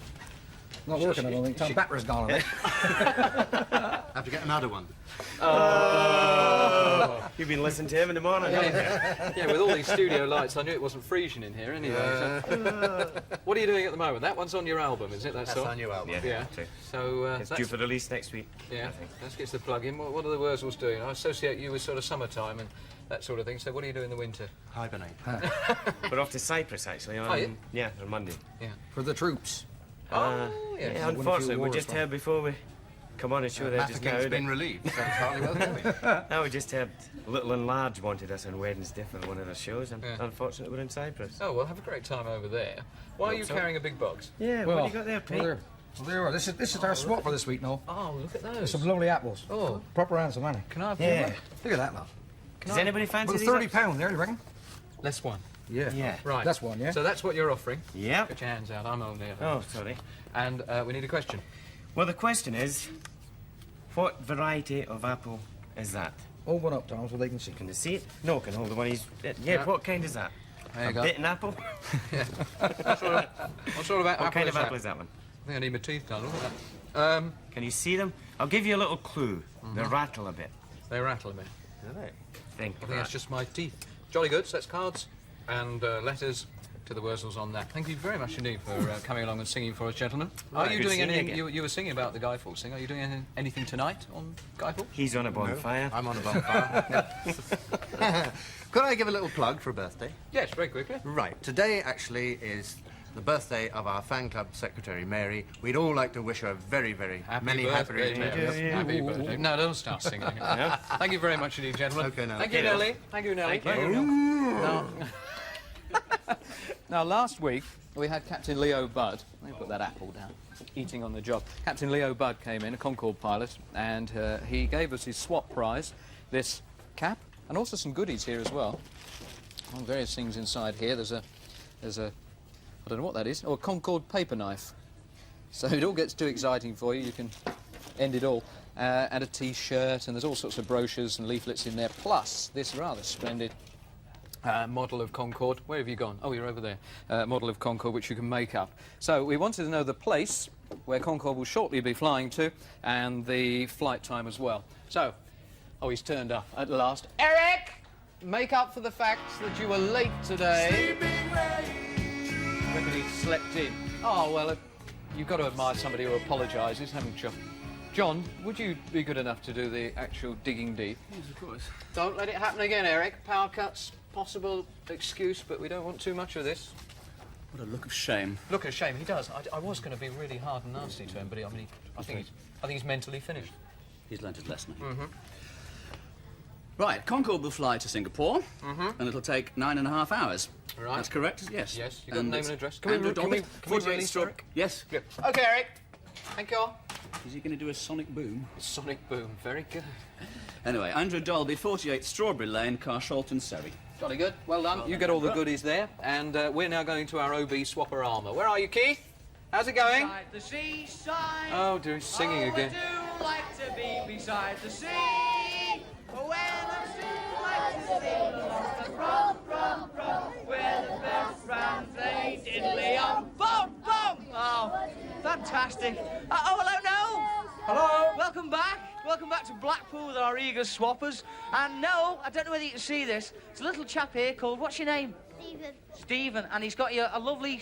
He's made his own swap shop hat there. Oh, Says, lovely. Noel Edmonds, that's a present for you. Oh, And super. Look at the delightful one I've got here. What's your name? Julie. Julie. That's great, that Julie. I shall wear that with pride. Thank you very much. And I've also been given 2 bars of rock, which they're holding on to for me. So you won't eat it, will you? No. No, all right then, thank you. Right, let's move on to some swaps. Hello. Hi. What's your name? Lynn. Lynn. Lynn what? And where have you come from today, Lynn? Wallasey. Wallasey? That's over Liverpool way, isn't it? That's quite a way to come, isn't it? Yeah. Right. Are you over here on holiday or something? Came with Sue and Chris. Oh, is that your friends? I can see your stilts there. Could I have a go? I'm not going to be very good at this, you know. Are you any good here? Well, so. They look homemade, are they? Yeah. Who made them? My dad. Oh, he's quite clever, really, isn't he? Right, here we go. Julie! Oh! Oh! Oh! Oh! You're right. I wasn't very good at that, was I? Actually, John Craven wears these under his trousers, you know. No, I'm only joking. Actually, they always remind me of cheese, you know, Stilton cheese. And what are you going to swap it for? For this album here, what's your name? Christine Martin. Christine. There you go, Lynn. And there's your stilts, Christine. Good luck. You can walk off home on them. Right, let's go back to Dave. And where art thou, Romeo? Right here. Did you get your swaps? Yes, yes. Right. Where's the guy with the oysters? Oh, hello. This is... What's his name? Chris Hall. Hello, Chris. How old are you, Chris? Oh, he's got a nice... 4. You're 4. I like your hat. You look like Andy Cap.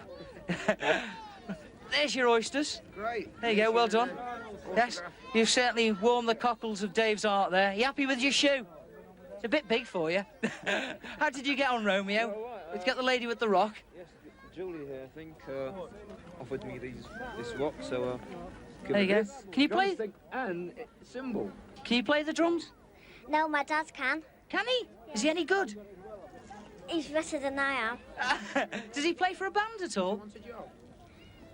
He just said, does he want a job?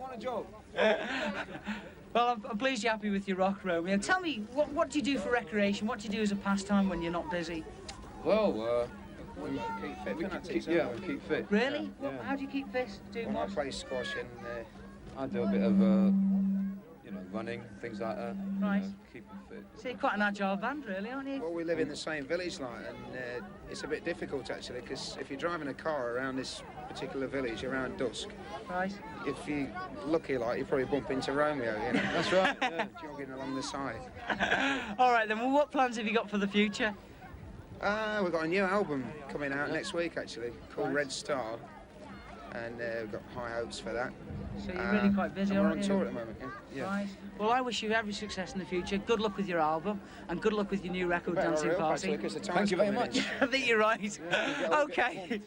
Thanks, Dave. Thanks, Romeo. Well, that's about all from us from Swapperama this morning, from the town of 1,000,000 light bulbs, and for a very happy crowd here this morning. There you go. Turn around to the camera, give them a nice wave. There you go. Okay, now, I'll see you next week. Until then, take care of yourself. All right, Keith, is my car still working? Your what? Is my car still working? Oh, yes, I brought it up with me this week. It really is, it's excellent now. Good, well, bring it back in one piece. I certainly shall. OK, see you, bye-bye. Thank you. See you now. While I was away in the northeast, I lent him my car and he's taken it up to Blackpool, so he's probably going to drive it into the sea or something. Now, that isn't the last thing on today's programme from Keith, because we've received so many letters. I mean, this is just like one day's collection of letters on the subject of skateboarding.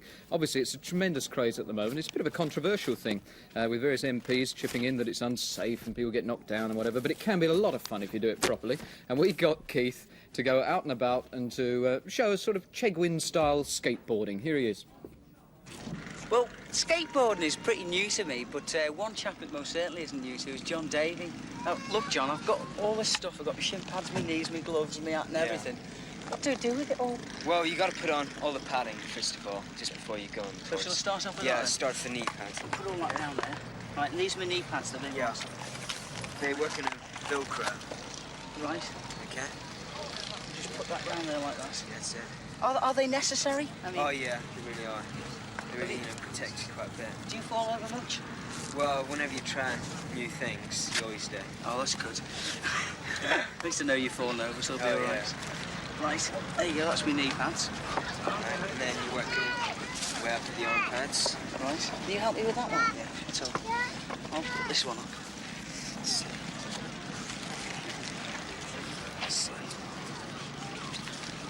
Right, what next?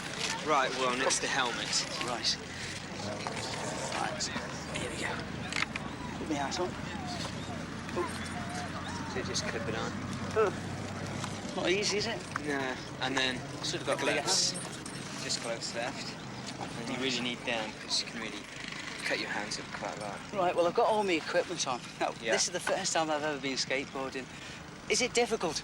Well, it is at first to learn to get your balance on the board. Right. But learning to get your footing is, Should we try that? Yeah. So if I just point it in that direction, Yeah. try and stand on it. Yeah. It's, Is right, that right? now your foot a bit more sideways. Right, hold on. Okay. It's not easy, is it? No, it isn't. Do you want to give me a push? Yeah, okay. Oh. Okay. Right. I feel my skateboard's gone. Excuse me. Have another go. Yeah, sure. Right. This time there's no problem at all. Right. Okay. Who's the best here? Is it you? No, no, no. Okay. Right. That's it.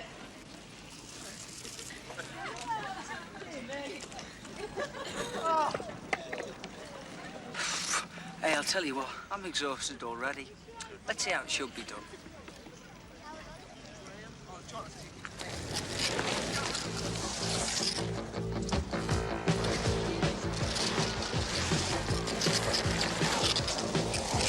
Riding on the hills down in old LA. Run, run, run, I get my word away.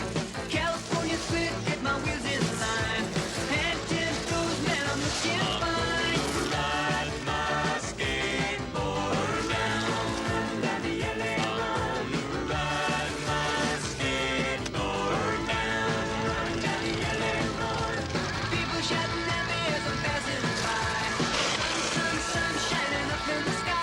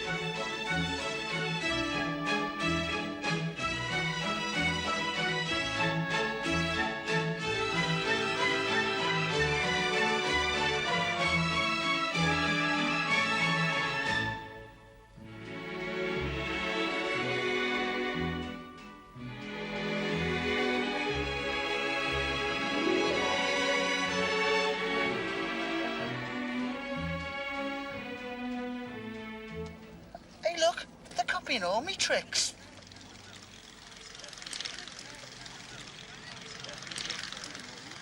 Radical. Guiding in tempo as well.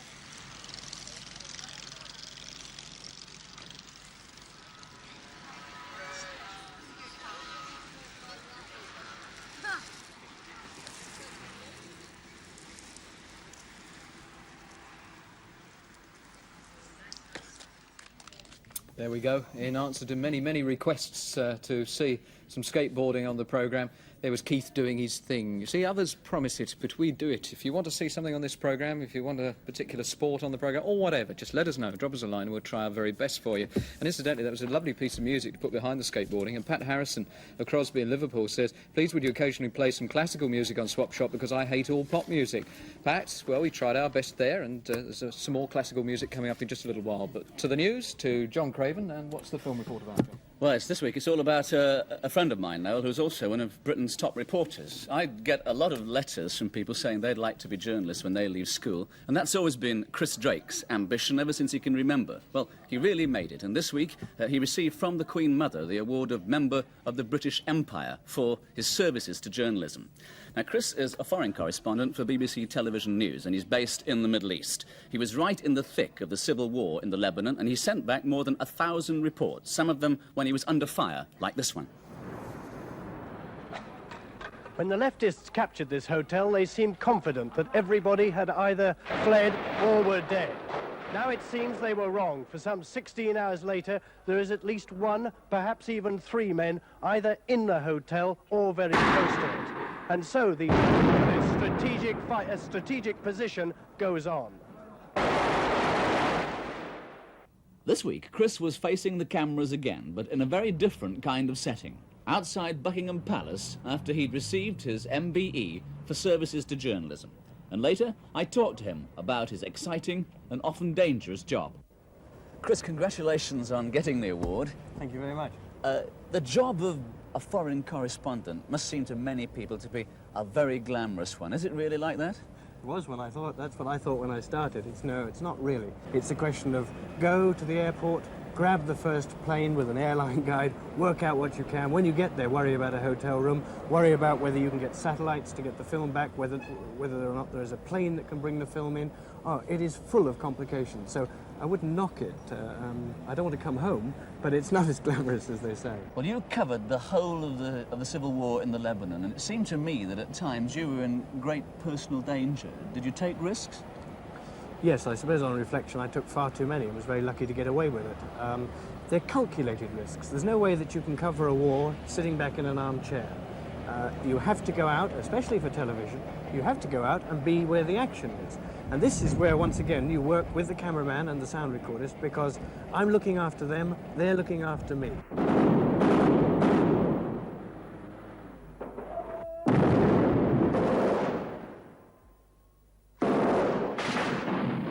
For 2 hours now, we've been trying to get out of this tiny village and back to safety. So far, we've got about 100 yards, and the problem is quite simple. The number of shells that have been landing in this area have been incredible. There are times when we've been pinned down for 20 minutes, not daring to move, and just hoping that the shells will land far enough away.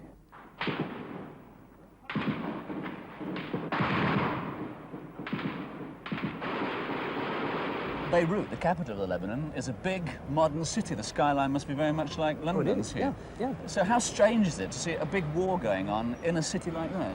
Well, a lot of it revolved around modern hotels and skyscraper buildings. And they, from the fighter's point of view, had a great advantage because you then can command a great view of your enemy's territory. But it was incredible to watch these buildings just systematically smashed to pieces. As well as reporting for television, you're also, of course, reporting for radio, and in particular for the World Service, which meant that your reports could be heard back in the war zone. Was this an extra hazard for you? This was probably the worst hazard of all, because in addition to everything going back in English, of course, with the World Service, it goes back in Arabic.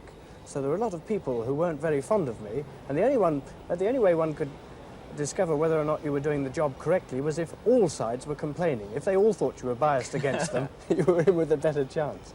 Was there any way in which you could actually stop any of the fighting?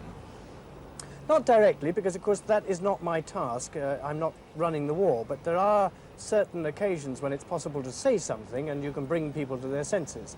This was not a war in theory where one faction or the other was supposed to be hitting civilian targets. Now, on one occasion they were attacking a hospital. They may not have been aiming at it, but they weren't all that good, and that's what was happening. They were hitting hospitals. And so one was able to do a report saying that this is what's happening. I am here at the hospital. Isn't it crazy? And much to my surprise, I must confess, in the heat of a battle, the following day it stopped completely. So they'd heard your report and stopped firing? Yes, I mean, that brought home to you also the fact that they were listening to you.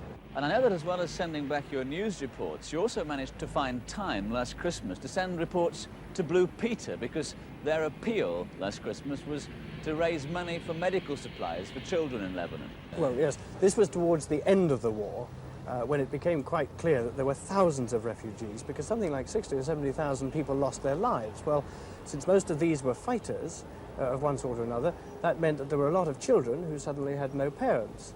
So, from my point of view, it was a straightforward reporting job, but it was rather pleasant to be able to feel that one was actually doing something which was going to help to alleviate a very serious situation. To begin with, the children were rather bewildered. They weren't quite certain what was happening, but gradually they all came in with the various nurses there, and they are very much better off. It was a very successful appeal. And what's the situation like now in the Lebanon? Very much better, but it's going to be a long time before it's back to any sort of situation which one could call really normal. Well, Chris, thank you very much indeed. Congratulations once again on getting the MBE. What's your next mission now? I'm going to Baghdad to talk about Tor Heyerdahl going down to the Gulf. No politics, no war, no nothing. It's beautiful down there. It's a great job.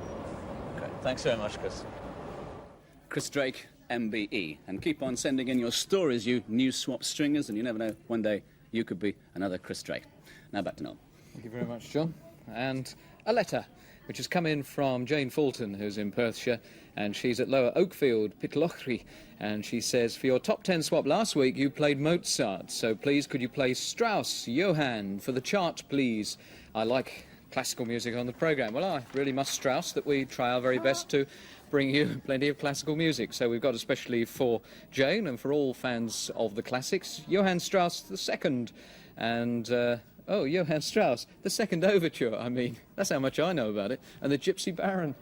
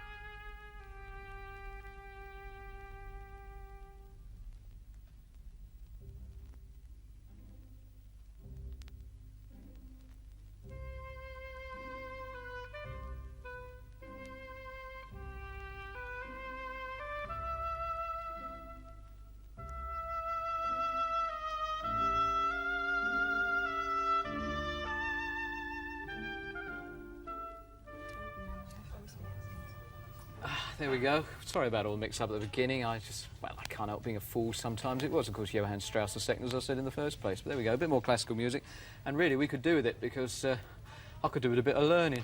Now, we saw her in action a short time ago, an amazing piece of film, and welcome Debbie Johnsey to Swap Shop. How are you feeling this morning? Fine. Hot with that roll neck on. Bit hot, yes. People ask me why I just wear shirts and I wear just sort of casual shirts. It's because it's very warm in here. It is, it's brilliant. But in that piece of film, it certainly wasn't very warm. It looked very cold and wet and nasty. Oh, it was awful. It really was. I mean, it was just impossible to jump out of, really. It was just water all across the arena. Just for the moment, ignoring the courage you must have needed to do that, it must also have been bitterly disappointing, the lead-up, when you knew you'd gone all the way to the other side of the Atlantic. Yeah, it was the next morning, really, that it hit me. You know, I thought, oh, God, it's over, you know, I mean, that's it. But when, you know, a few of them come up to me and they said, you know, I mean, you did great, you were 4th best in the world, it wasn't so bad then. Yeah. It was all worth it. But to come all that way and then have that weather. Yeah, and it's not only that, it's the build-up to it, you know, what you have to do to get there. Right. You've got big tracks that you have to jump and really prove yourself that you're good enough to go. Now, the show jumping that I've seen is limited to the television, and it always appears to be fairly good weather. How often do you have to ride in the conditions we saw there in Montreal? Well, pretty often it's, in this country especially, we get a lot of rain. Mm. But over such sort of big fences, I mean, they were just enormous, bigger than I've ever jumped, and they said one of the biggest tracks that they've ever seen. Mm. So out of them conditions, really, it was just unfair to ask a horse to jump. I mean, it would have been really, really big to have jumped on really perfect going, but it wasn't. No, it was bad. What's the problem? That the horse just simply can't get traction, it can't get a grip? Well, you think you've got big square parallels and you've got sort of 3 inches of water that you're jumping out of, and they're slipping and they're sliding, and it was on a sort of sand base. Mm. It wasn't sort of earth, what they're used to. It was a sandy soil. Yeah. So there was just big puddles, as you could see, you know, they were just splashing through it. And my horse hates wet anyway. Yeah. So it was splashing up underneath him and it was making him worse. How do you alter your style if it's raining? I mean, as you're coming up to a fence, what do you do to take into account? Well, if it's really deep going, then they need a bit more leg. You have to put a bit more leg on them. What does that mean? Well, squeeze them, dig them in the ribs a bit more. Yeah, oh, a bit more encouragement. Yeah, a bit more pace and impulsion.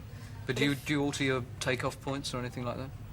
Not really, no. You sort of take off at the same point. You don't want to be too deep, too close to the fence if it's really deep going, because then they can't get their front end out so quick. So if anything, you want to be a bit further back. What about this business of temperament? I mean, obviously the weather, that's a key thing, but at something like the Horse of the Year show, where there's tremendous tension and excitement in a big crowd, how do you train a horse?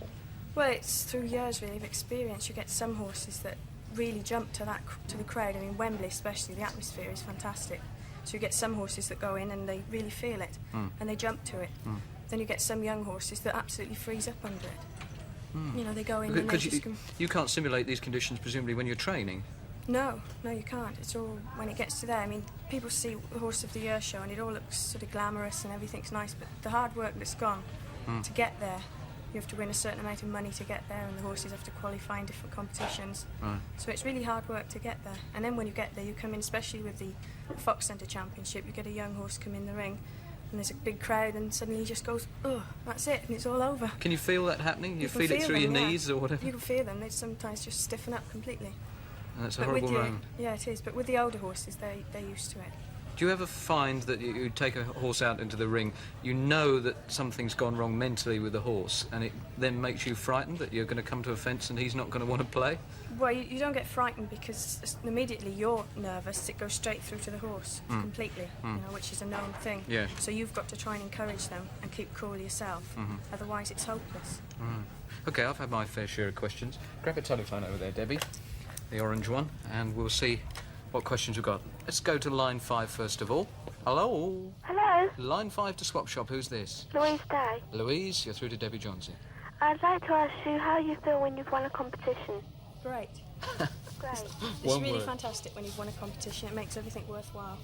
Yeah, and, you know, what about when you've lost one? When you've second or third? Second and third is not too bad, but if you've had a bad round, then you can feel sick, and even 4 faults can make you feel sick if it's a really big class. Yeah, because I'm more or less just beginning riding, you know, off and on. And, you know, what do you have to do to really get high, you know?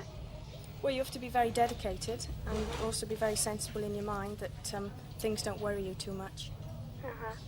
And I must admit that the conditions at Montreal weren't too good either, were they? No, they weren't.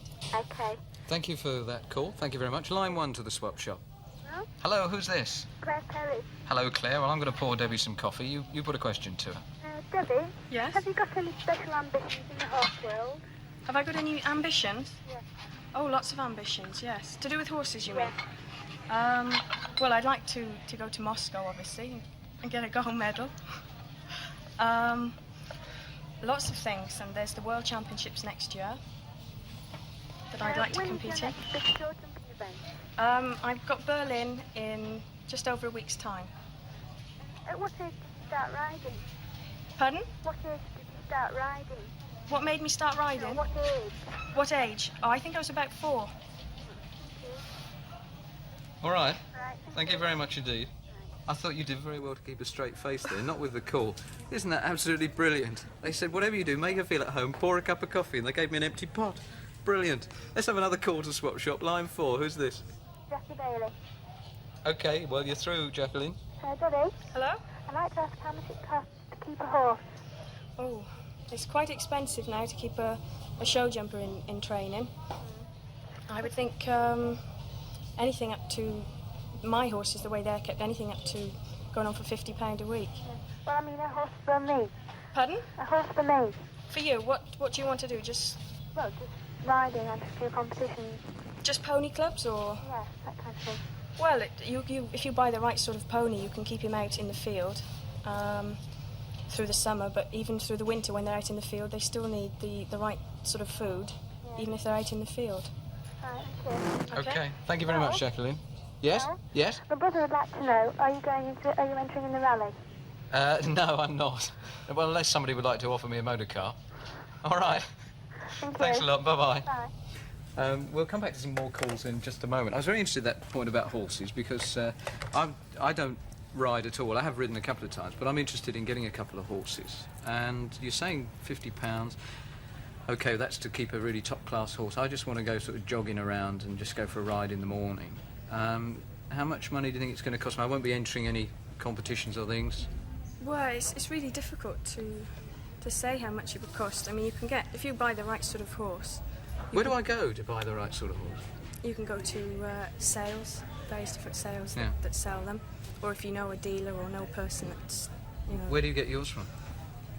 Well, we breed a lot of them, and we've bought a few from America. Yeah. So a few of my top horses from over there that have sort of raced and that. Most of mine have been race horses before. Do they travel all right? I mean, if you're bringing them right across the Atlantic. Yeah, they do. They can fly over, obviously. Yeah. But they're pretty good. Concorde.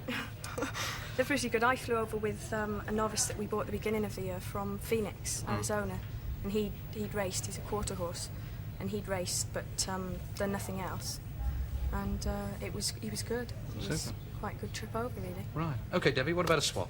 You've got some rosettes there. Yeah, I got one rosette. It's a championship rosette from Hickstead. That's when I've won a championship there. I've got a gold medal from Hickstead. Yeah. Not with its real gold, but it's there's a plaque from the Jumping of Brussels International, Horse of the Year show plaque. Fabulous. And Amsterdam, which this was where I was last week. Actually won that last week. Right. And what question can we set for those? It's what country won the European Team Jumping Championships this year in Vienna? Super. Cards, letters, whatever you want to that. Debbie Johns' question. Just repeat it once more for people who are slow. It's what country won the European Show Jumping Championships this year held in Vienna? Right. And we'll be sending those off to somebody. We'll have the draw next week. Let's see you in action now, because you mentioned the Horse of the Year show with, which was it, the rosette there? No, the red flower. one, Yeah. Let's see you in action from last year's horse, it'll come out in a minute, Horse of the Year show. And now it's Debbie Johnsy on Speculator. Remember that wall stands at 5 feet 4 inches. 30.7 the time to beat.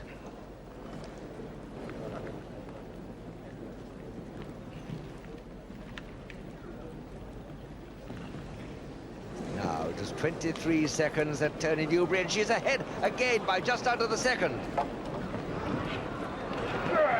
Yes! 29 dead for Speculator. Well, there we go. There you were in action at the Horse of the Year show. I've got loads of letters here. Can you quickly answer this one from Sharon of Elsham Drive, Worsley, Manchester? My name is Sharon. I'm 8 years old. I really love horse riding. Best of all, Debbie Johnsey. I even named my rabbit Moxie after her horse. I'd love to ask her some questions, but we don't have a phone, so I wondered if you could ask for me. I'd like to know where she got Moxie from, and did she train him herself? Well, Moxie was actually bred in Ireland, and he came over as a yearling to race. And I think he raced about 9 times, but he was useless apparently. He used to gallop off and ditch the jockeys. And then he was hunted up in Scotland, and he did a bit of jumping, and he was a grade A when I brought him. And you know, really him. And Moxie actually is a Jewish word for guts and courage. Oh, You heard really? it in America. Yeah. You hear it in a lot of the sort of American films and that. Right. Like you've got a lot of Moxie, and that's why I gave him that name. Super, lovely. And he's done very well. He's Yeah. got a lot of guts and courage. Ladies have joined us, our collectors. Meet Debbie Johnsey. This is Sarah and Sue, and also Sally, and they collect trolls. Do we have a call? We've got a line 5 standing by. That's a collector's call. Excellent. If you'd like to grab phones, I don't think we've got enough for all of you there. And that's if Debbie wants to have a listen in as well. Let's see what we've got here. You'll have to share a phone over there. Line 5 to Swap Shop. Who's this? Hello? Hello, who are you? Lynn Graves. Hello, Lynn. Are you ringing about trolls? Yes. Jolly good. Well, the 3 ladies are listening on 2 phones. Hello? Hello. I've got a cow troll, if you're interested in it. A what? A cow. A cow? Yes. A cow troll? That's right. Oh, have you ever heard of a cow troll? No. Quite old, actually. Well, this sounds like an interesting one, doesn't it? What would you like in return for that, Lynn? I believe there was an Etch-a-Sketch, was there? Right? Well, can I wait a bit? Can you wait? Well, I don't really mind. I'm not bothered. What have they got? I like this. There's heavy dealing going on here. Well, Lynn is really ringing up saying she's got this thing, and she's been very generous about it. I mean, you'll have to come to some decision. You can't keep her hanging on. Well, can I let her know? Yes, all right. Yes.